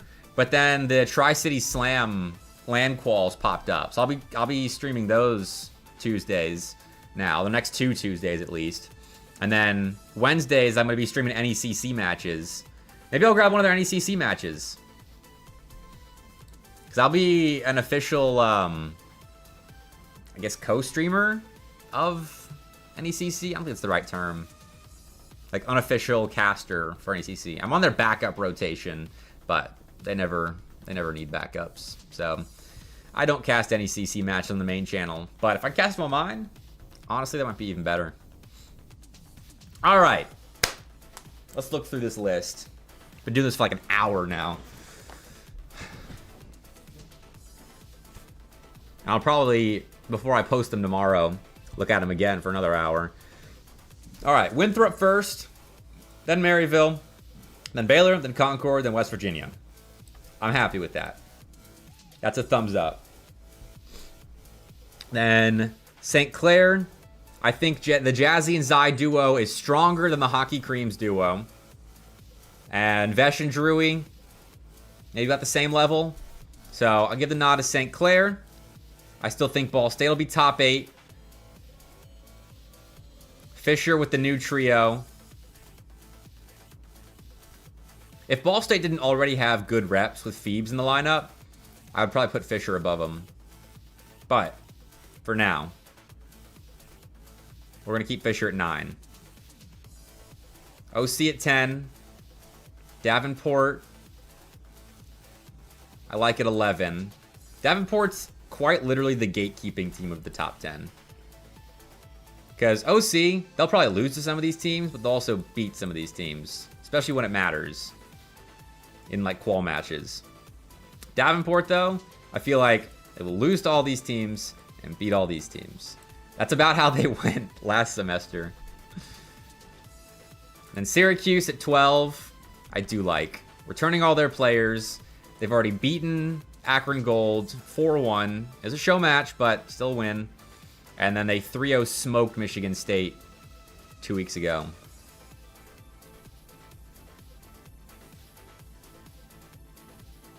Hey, you signed up for the Tri-City Slam quals? Nice, Wade. Might have to, hey, you make a deep run. I might just have to cast you. And then Akron, Indiana Tech, Boise.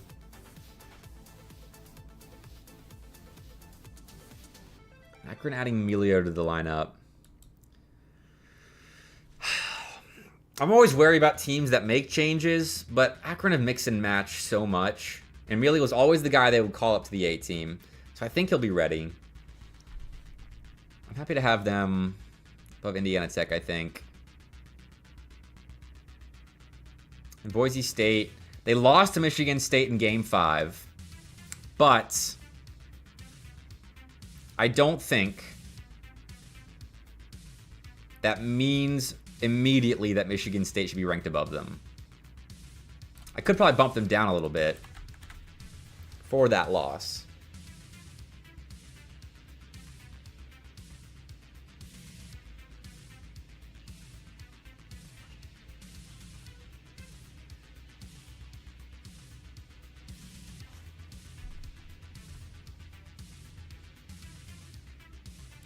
Probably should. Akron Gold had a strong finish to fall. I think them at 15 can make some sense. Boise versus KSU. Yeah, I think I'm okay with this. Cumberland at 20, though. That feels harsh. Considering they were a top 12 team at the end of last semester. But losing next is a massive loss. And Hotshot's good. I don't know if...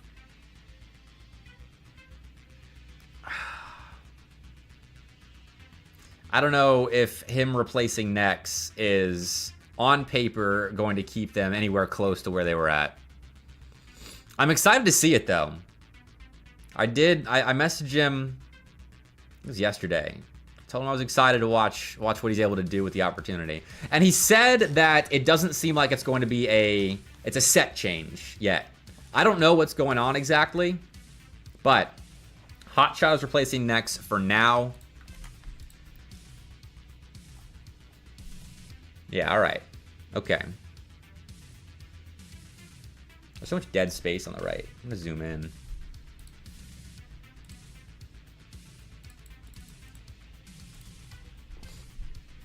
Okay. Ball State Black at 21. They got Wova. Looking good last semester. Almost at 22. Looking really strong, but did have those slow starts. And some bad losses on their resume. I think 22 is fair. ETSU. They've added a drift, which I think is going to have them a bit lower than they were last semester. No offense to drift. Do you think it's going to take you guys some time to get back up to where you were at? The world with Lunar Stealth and Cosmic, indeed. Oh, man. That team is up there with, like, the UTK team with Crisp, Taibu, and Joe Bro as, like, one of the greatest what-if teams in CRL history. Cleveland State, 25. This feels like an overreaction from the NECC promo tournament. Because they were top 32 at the start of last semester, but then they tapered off. And I don't want to overreact to the few results we've got already this semester.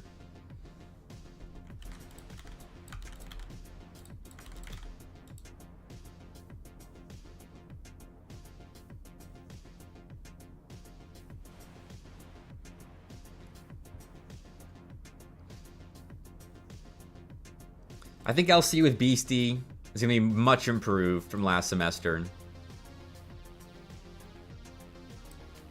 Leslie, I still believe in. You'd say 29 for Cleveland State? And that would bump them below St. Clair Gold in South Carolina. I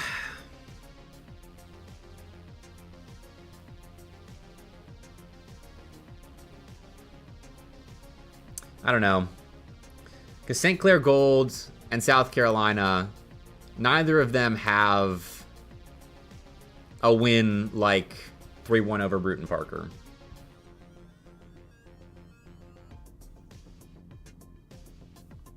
Even last semester, they didn't really have results like that.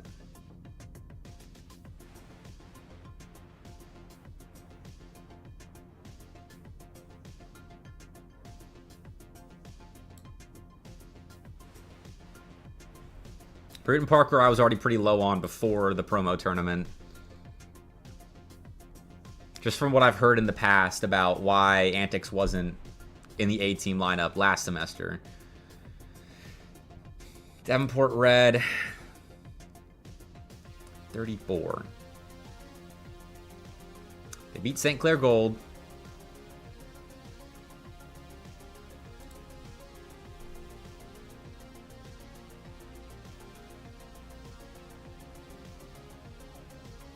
And they beat Carthage in D2 playoffs. That was the same lineup on both sides.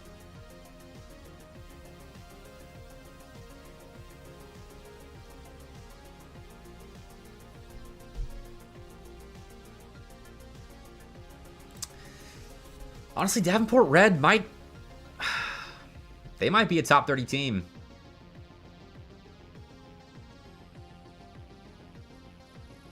Because in NACE, where a lot of their bad results came from as a team, they were playing with their GC2 sub. And now, and once they didn't have their GC2 sub, they had all 3 members of the team, then they won their region, NECC, beating UC Santa Barbara, Southeastern Oklahoma State, Carthage twice,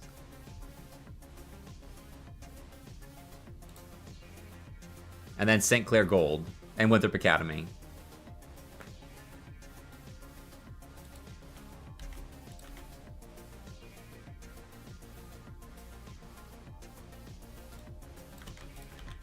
I don't think it's an overreaction from the results when they've got the stuff at the end of the last semester to back it up.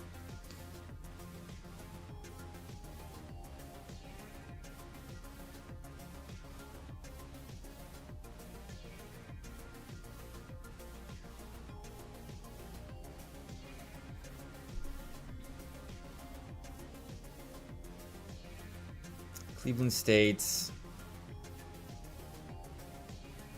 compared to St. Clair Gold. St. Clair Gold, I think, definitely got an upgrade with Fobzo.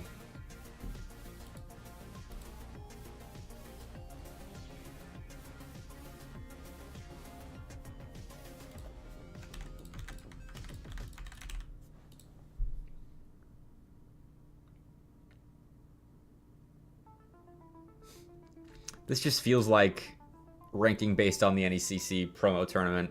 Ugh. Splitting hairs.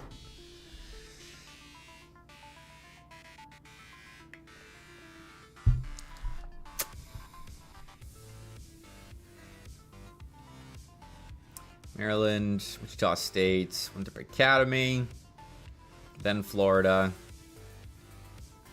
then Fisher Navy.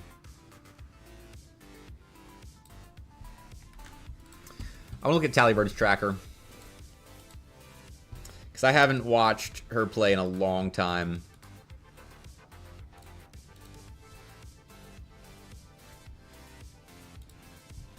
But apparently she's rank X still.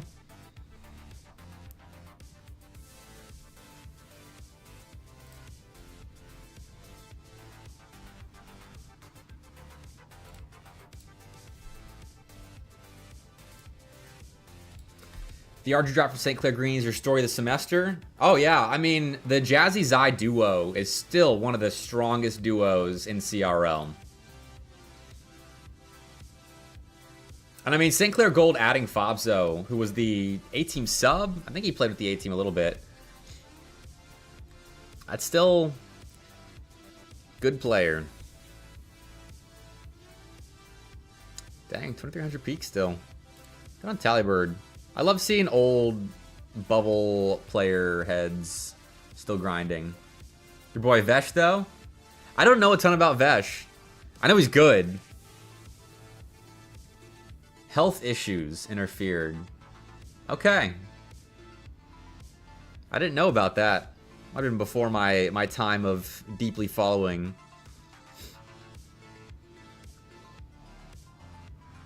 So Tallybird's still at 2200. Man, Fisher Navy's... she's still pretty good. False, Adam, and Tallybird. 2200.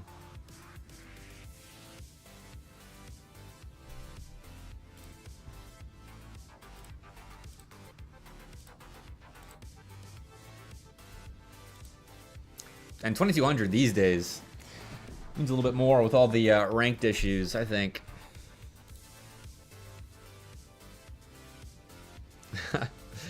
False is currently at 1700.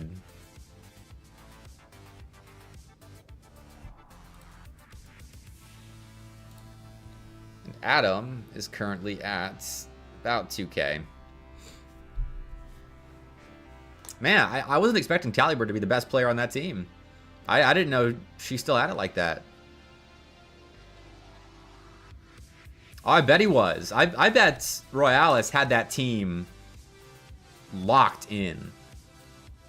Because I feel like when a guy is so ready to actually get results after a rough stretch, like Royalis was, that has to rub off on your teammates. For real.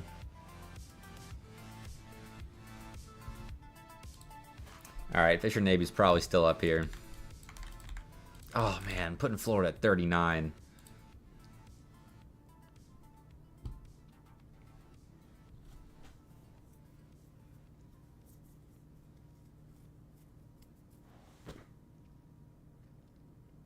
Florida at 39 just seems wrong.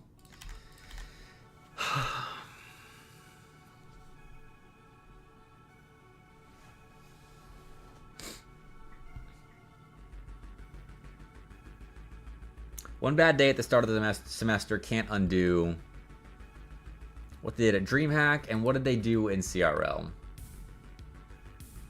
I don't think they had any top 24s. It's the close qual.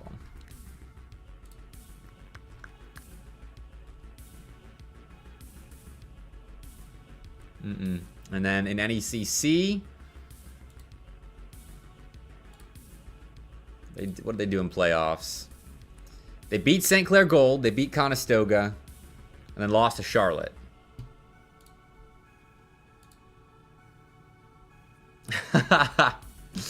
Thanks, Risky. This is kind of what I live for.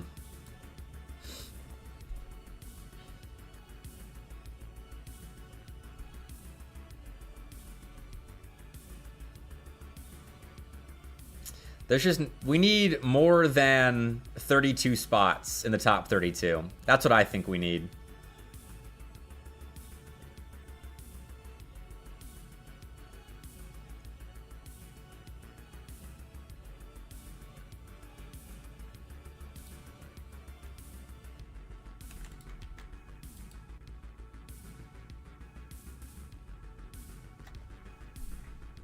I just don't know where I'd put Florida, honestly. Because you're looking at teams that have upgraded with roster moves and have quality wins already on the season. It's teams that have made the same or stayed the same and already have quality wins on the season. Not on the season yet, but South Carolina, had quality wins at the end of last semester. Same as Florida.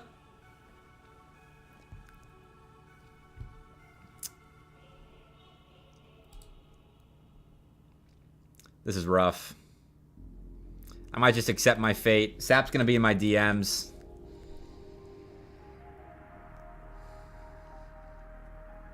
I'm just going to have to deal with it. Putting them above Winthrop Academy.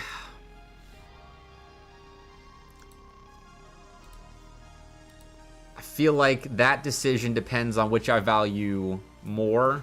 Head-to-heads in the first week of the season or so. Or how they looked at the end of fall.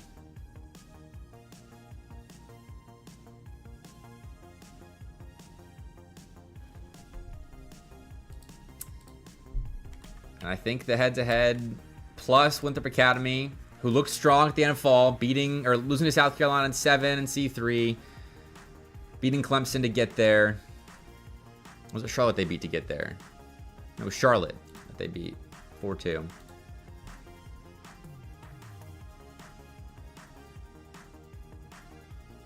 Which, as well, if we're talking about Charlotte, they had a good run in the end of the end of the semester in the fall. Beat South Carolina, beat Florida, beat Cleveland State. But lost to Clemson. Lost to South Carolina. On land. I still feel like UNCC is a top 48 team. I think six man's ranking into account? Not really.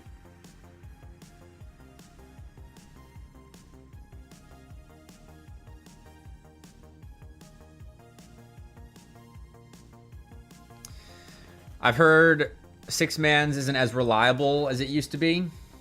And when you've got tangible results as a team, I rate that higher. Though for preseason rankings, I probably could take six man's results into account.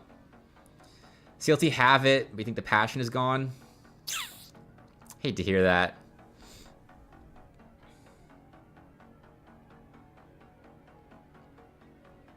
I just don't know who I'd bump from the top 48 to have Charlotte in there.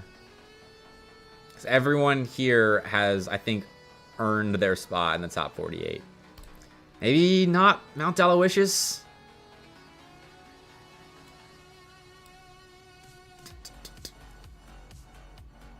That's Pigby, Skippy, and Locke.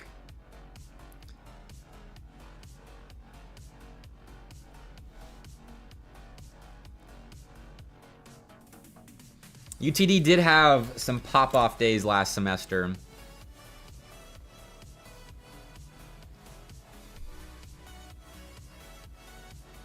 They beat teams like ETSU. They beat Concord as well, I think. And their run at BBB. They beat Shawnee State.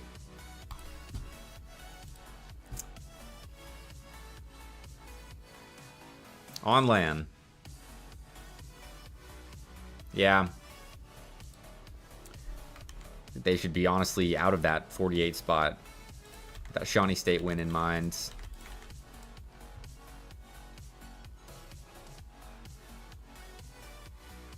Shawnee State definitely is still top 48. Mount Aloysius. Oh yeah, I mean, with NACE starting up this week, with NECC really starting up this week, PCL, when do the first matches start? Let's go to top-seeded Cincinnati with legendary Mystic, Danny, of course, Caboymus. I don't know the Cincy third. February 3rd, yeah. PCL starts this week. I think NACE group's released as well. Yeah, there we go. Super League's got 9 teams in it. Interesting. Anyone know why, who is it? Cumberland is in? Because they finished outside the top 8 in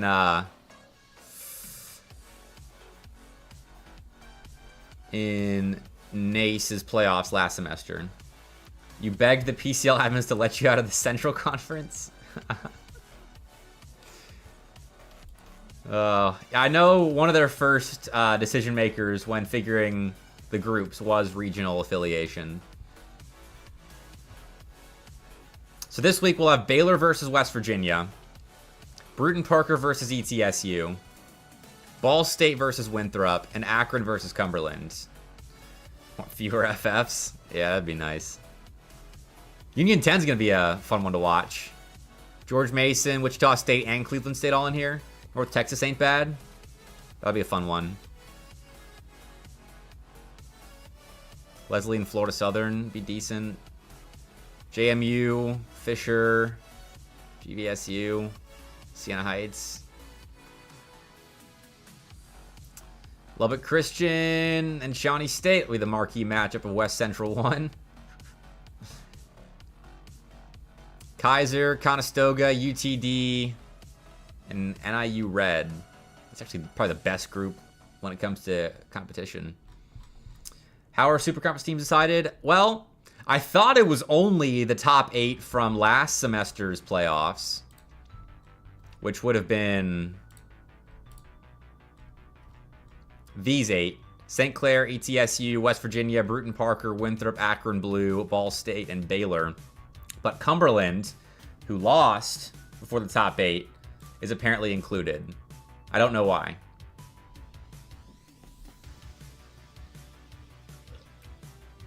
Because you had other Super Conference teams like LCU, like Davenport Red, and Shawnee State all finished a match before the top 8, and they're not in Super Conference. So I don't know. I don't know. Because, I mean, you've still got the aforementioned Shawnee State competing outside the Super Conference. Lubbock Christian as well, outside the Super Conference.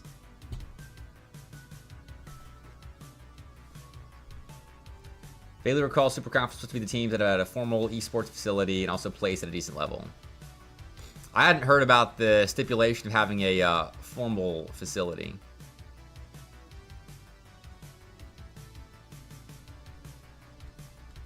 Do LCU and, well, Davenport does.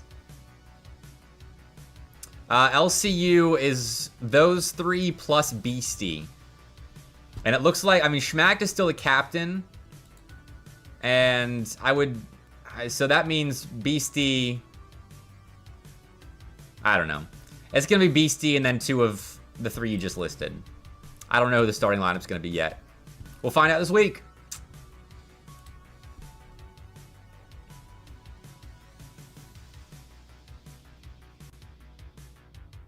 Yeah, I don't know. I don't know. Because, I mean, why wouldn't you have LCU in here to make it an even 10? Because they're still at that level. If you're keeping Cumberland in, even though they didn't place top 8 in the playoffs, then I don't know. Not the biggest fish to fry. But all right. I think I'm satisfied with this this top 48.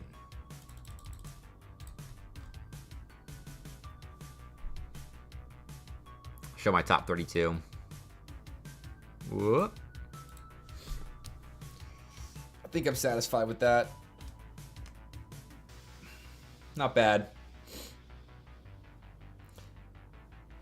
Oh yeah, I mean, that was a big talking point for me and TJ on the podcast at the start of fall. How it not having a prize pool means that a lot of those teams aren't going to take it as seriously. I think we saw that definitely with St. Clair.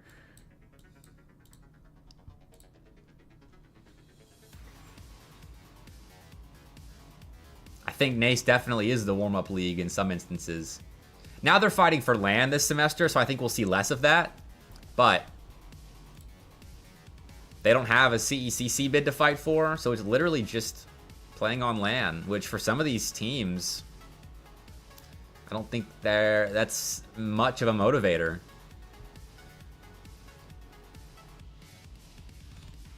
So, yeah, I don't know. I don't know what to make of Nace, but we'll still see the results. We'll see what happens. Hopefully Baylor has a good place to play. I heard they were playing on 60 hertz monitors last semester for Nace. So hopefully they've got a good setup this time around.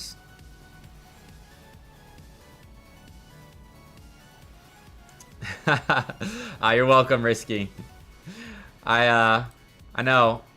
The Carthage run definitely inspired a pretty decent ranking. Especially with how they looked all throughout the fall. It was pretty consistent from Carthage. Had some decent CRL runs as well, didn't they? See if we can find one. See if we can't cherry pick some results to back up our claim. Mainly it is that result recently. And sticking with the same lineup is always a big thing for me. That's not really it, but top 3 in your group isn't bad. But there's my ranking. All right, that checks another box. We're going to bold this. Big Wade U. Bold, underlined, italicized, and highlighted. Yeah, which when you're talking about how deep you make it in a CRL bracket, I think I look definitely a lot more at the teams that you played to get there as opposed to just getting there. Because beating North Texas to place top 3 in your group is not the same as placing top 2 and beating Ball State Black and Wichita State. But I did say that it's mostly the NECC match. That's the NECC win over Bruton Parker and qualifying for Div 1. And the fashion that they did it in, too. Like, I was watching that series, and they looked quality. They were playing at a really impressive pace. Their offense looked really lethal. Their defense was a little bit scattered at times, but pressure will do that to you. So, keeping them there. But yeah, preseason ranking. It's not meant to be perfect. Yeah, exactly. And honestly, me dropping you guys, despite those sorts of results, is because of the roster change and a little bit of decay on the recency of those results. Yeah. When a team makes a roster change, that drops them a bit in my eyes compared to the teams that don't. I'm excited to see Dimitri play, though. I'm very excited. We got that Tri-City... Oh, I just closed the tab. We got the Tri-City Slam, though. That'll be a really good opportunity for these squads. I'll go over it again since not everyone was here when I was talking through the teams registered for Qual 1. WCTC, get to watch them in action. BPCU, Winthrop Garnet, Indiana Tech. Conestoga's going to be there. James Madison, Florida, Kaiser, Concord, BPCU JV, UTD. Control Shift T opens up your last closed tab. Control Shift T. How about that? Shout out to the nerds in chat. Control Shift T. Yeah, definitely. Because I have always closed. Well, not always. I frequently press the X button instead of the tab. Thanks, Taco. All right. This will be posted tomorrow on the Collegiate Exclusive Podcast Twitter at COL Exclusive Pod. Go give it a follow if you haven't already. And what are we looking at now? And to close some tabs. Tri-City Slam will keep up. CRL results we don't need. Nace, we just looked through. Don't need those results anymore. I'll close all my NECC tabs as well.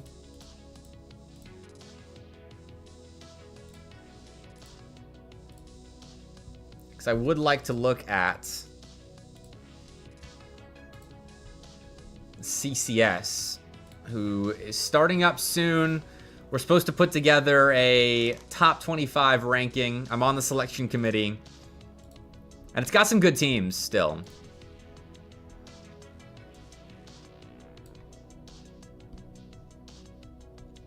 Utah's notable for sure.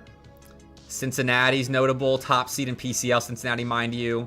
Arizona's a good team. Not the A-team Baylor. Pitt is solid. Clemson's always strong. Gababy and Tiz are listed as subs for Syracuse. Oh, imagine they step in. No more Gavilan. But Nano Knocksteers were great last semester. Good young players. Virginia Tech is a good team. South Carolina isn't playing with the A team. Never mind. Shout out my boys at Auburn. Let's go. Spectral's at the helm this semester. That's a guy I used to cast in Alabama high school tournaments. Now he's the captain of my alma mater. Texas A&M. Karsune Miku. Can't count him out. Florida's played. Let's go. Alabama's supposed to be all right. Chop's another guy I would cast in Bama high school tournaments. He and Spectral were teammates. So you got that Alabama versus Auburn rivalry with two former high school teammates. Love that. That fires me up. Tennessee we saw. Looked okay on Wednesday. Did lose to Georgia, but those guys will develop. Kaiser looks solid. A little up and down, but the games he was good in, really impressive. And then Oklahoma, always in the conversation. Maryland we know about. All right, this might be an okay time doing the top 25. I at least want to get like the teams, the 25 teams that are in my ranking.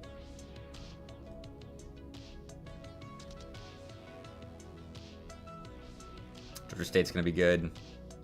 Louisiana's got Giroux back. Same JMU roster as the A team. Akron Gold, definitely number one, no doubt about it. Ball State's not playing with their team though, which is sad. It's real sad. How's anyhow looking? Looking pretty similar to the fall, honestly. A lot of returning teams. Indiana Tech and Akron Gold. I should have said going to be good. I meant going to be good in CCS. Georgia State are good. They are good. But CCS hasn't started yet, so I use the future tense. Whoa, Caribou's in the lineup. Hold on. Does anyone know if Caribou's back to playing for UTA? Big if so. Big if true. All right, now we're getting some of the lesser teams, plus Drexel and Northeastern.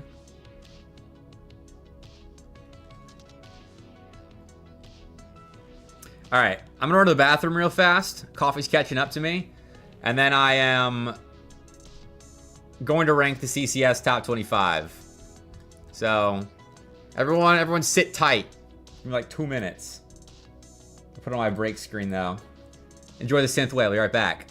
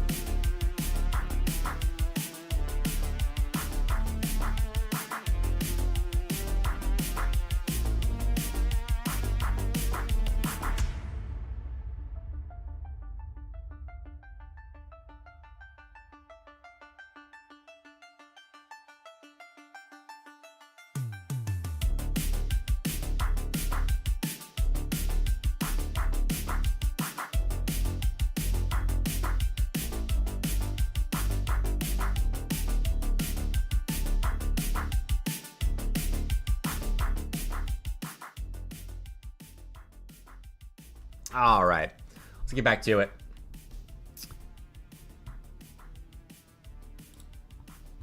I'm just going to do it on this sheet again. Might as well. All right. Actually, I'm not. I'm going to create a fresh one.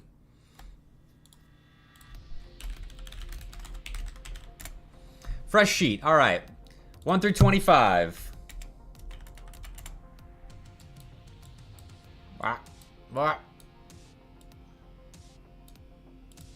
All right, Akron Gold. Easy peasy. The things I'm going to be looking at for this one are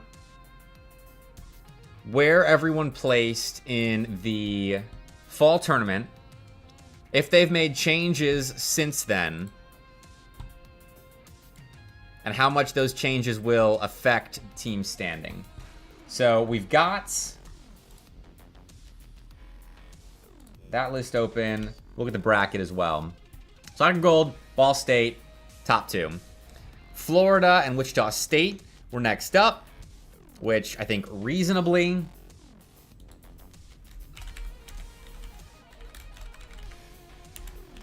Having them as the next 2 up makes total sense because I don't think CCS has gotten any new additions that would jump them.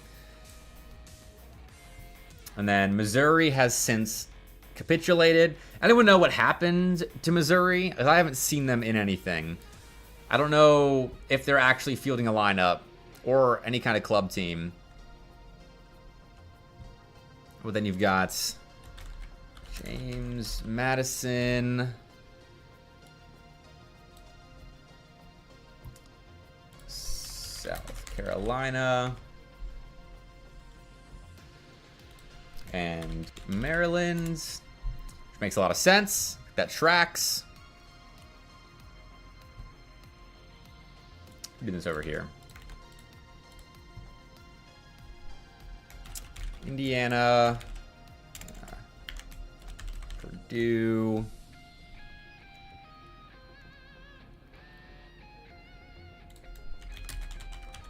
Winthrop Academy, Colorado all finished in the round of 16.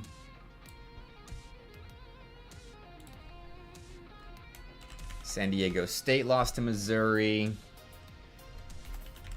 Arizona lost to Wichita State. Pitt and Syracuse. All right, this is a good starting point. So between Wichita State and Florida, who do I have higher in this one? So I'm trying to stay consistent with my top rankings. Wichita State above Florida.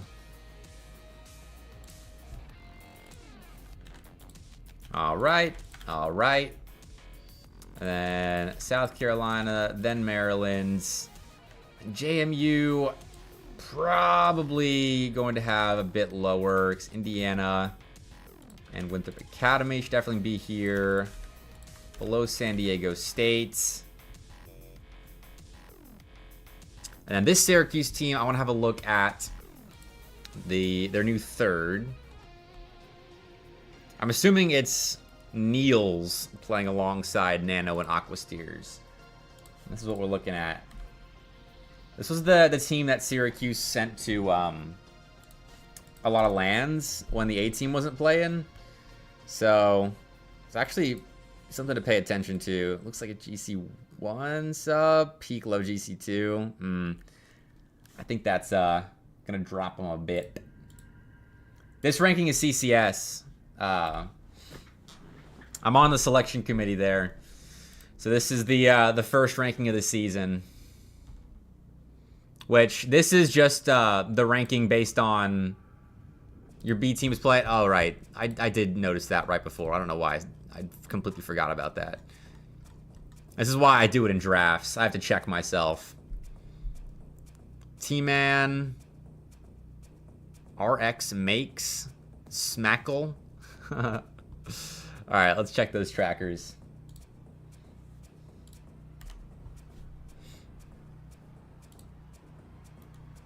I know T-Man. T-Man will lead them to glory. Except he stopped playing in the Nomad. So maybe he won't lead them to glory. He needs to switch back. 1900 peak. Not too shabby. Heck yeah, T-Man. GC3. Still a pretty solid team, all things considered. Definitely be a good team in the SEC for sure.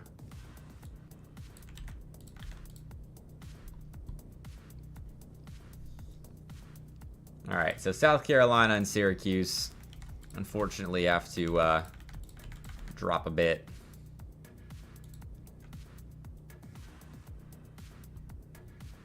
JMU probably have top 10 still. Let's check on the other notable teams competing. I feel like teams that should be in the conversation should be Texas A&M, Oklahoma, Virginia Tech, which I need to look at their trackers again. A lot more tracker viewing with the CCS preseason rankings. Clemson needs to be up there. Wes, Instant, and Meyer are the new Pitt players, or the Pitt players. I haven't followed Pitt in a bit.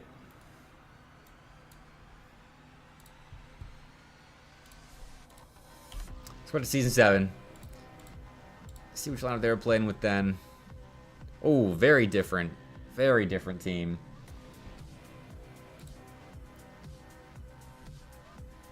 GC3 at the moment, 900 peak. GC2 at the moment. Okay.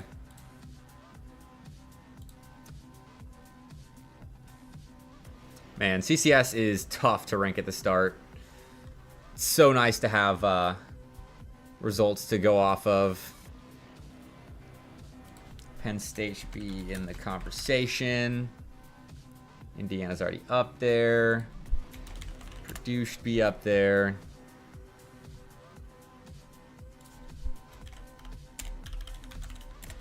Illinois should be up there. Nebraska for sure.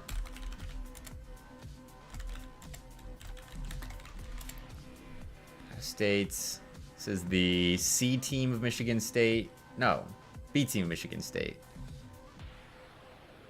I think Gribble and Sibbs are on the B team now. I didn't see Knock, and so that was why I thought it was the C team at first. UNCC should definitely be up there. All right, we're filling out who should be kind of around the top 25.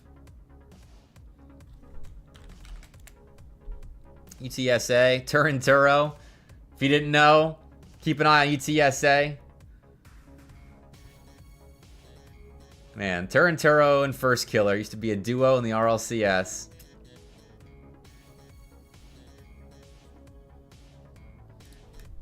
GCU's a shout.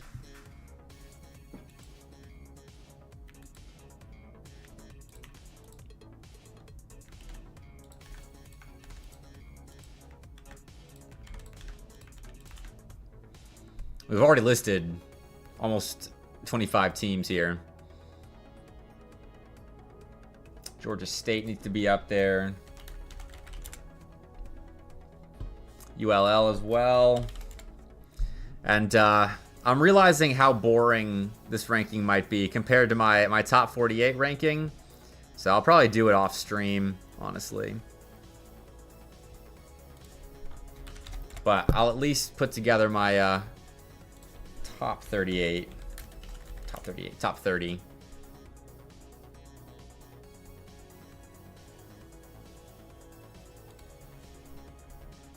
This ranking is way cooler. Is it because Georgia State's in that mix? Where'd you see Skippy?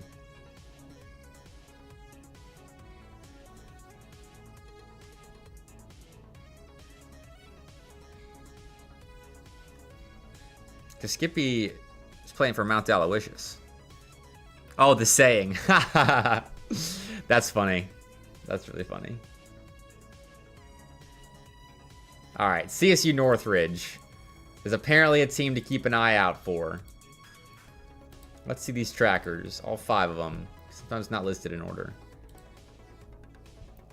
Peak 2K, Peak 2100, 1700, 1550, 2300. Okay. Sure. C-Sun. Oh, this is last season.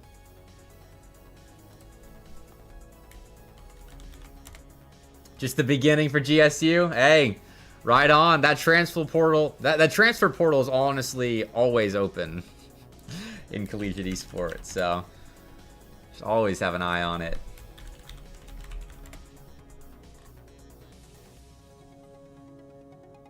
William and Mary. All right, I think we're kind of beyond the teams in contention for top 25.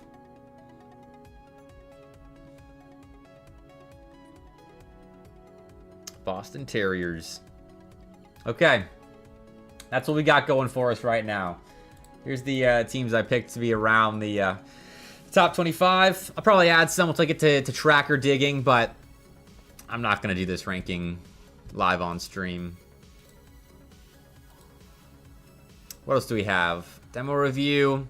I did promise a demo review, but I might also just do that behind the scenes. Maybe we can look for some right now, because I'm kind of getting hungry. It's about lunchtime for me. But hold on, I'm gonna sign in.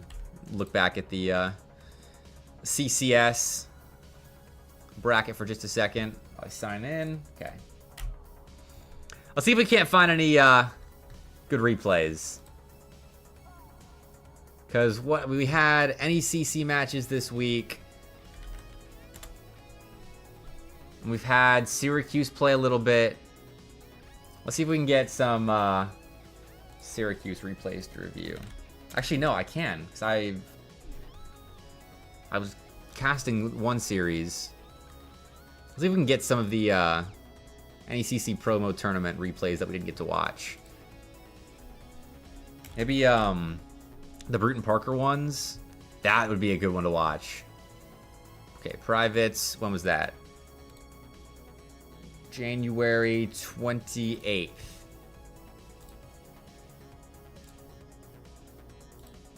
With ball chasing, you have to do the day of and the day after. Because I think it goes to like European time or something.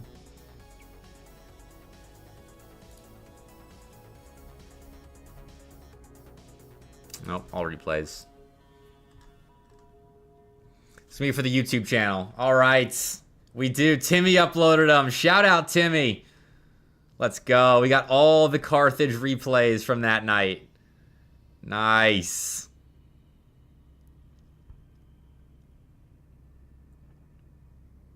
And this is some sort of scrim. Hotshot Cass and Milk versus Kyler, Manny, and Pizza. I wonder who Pizza is. Is that Wish?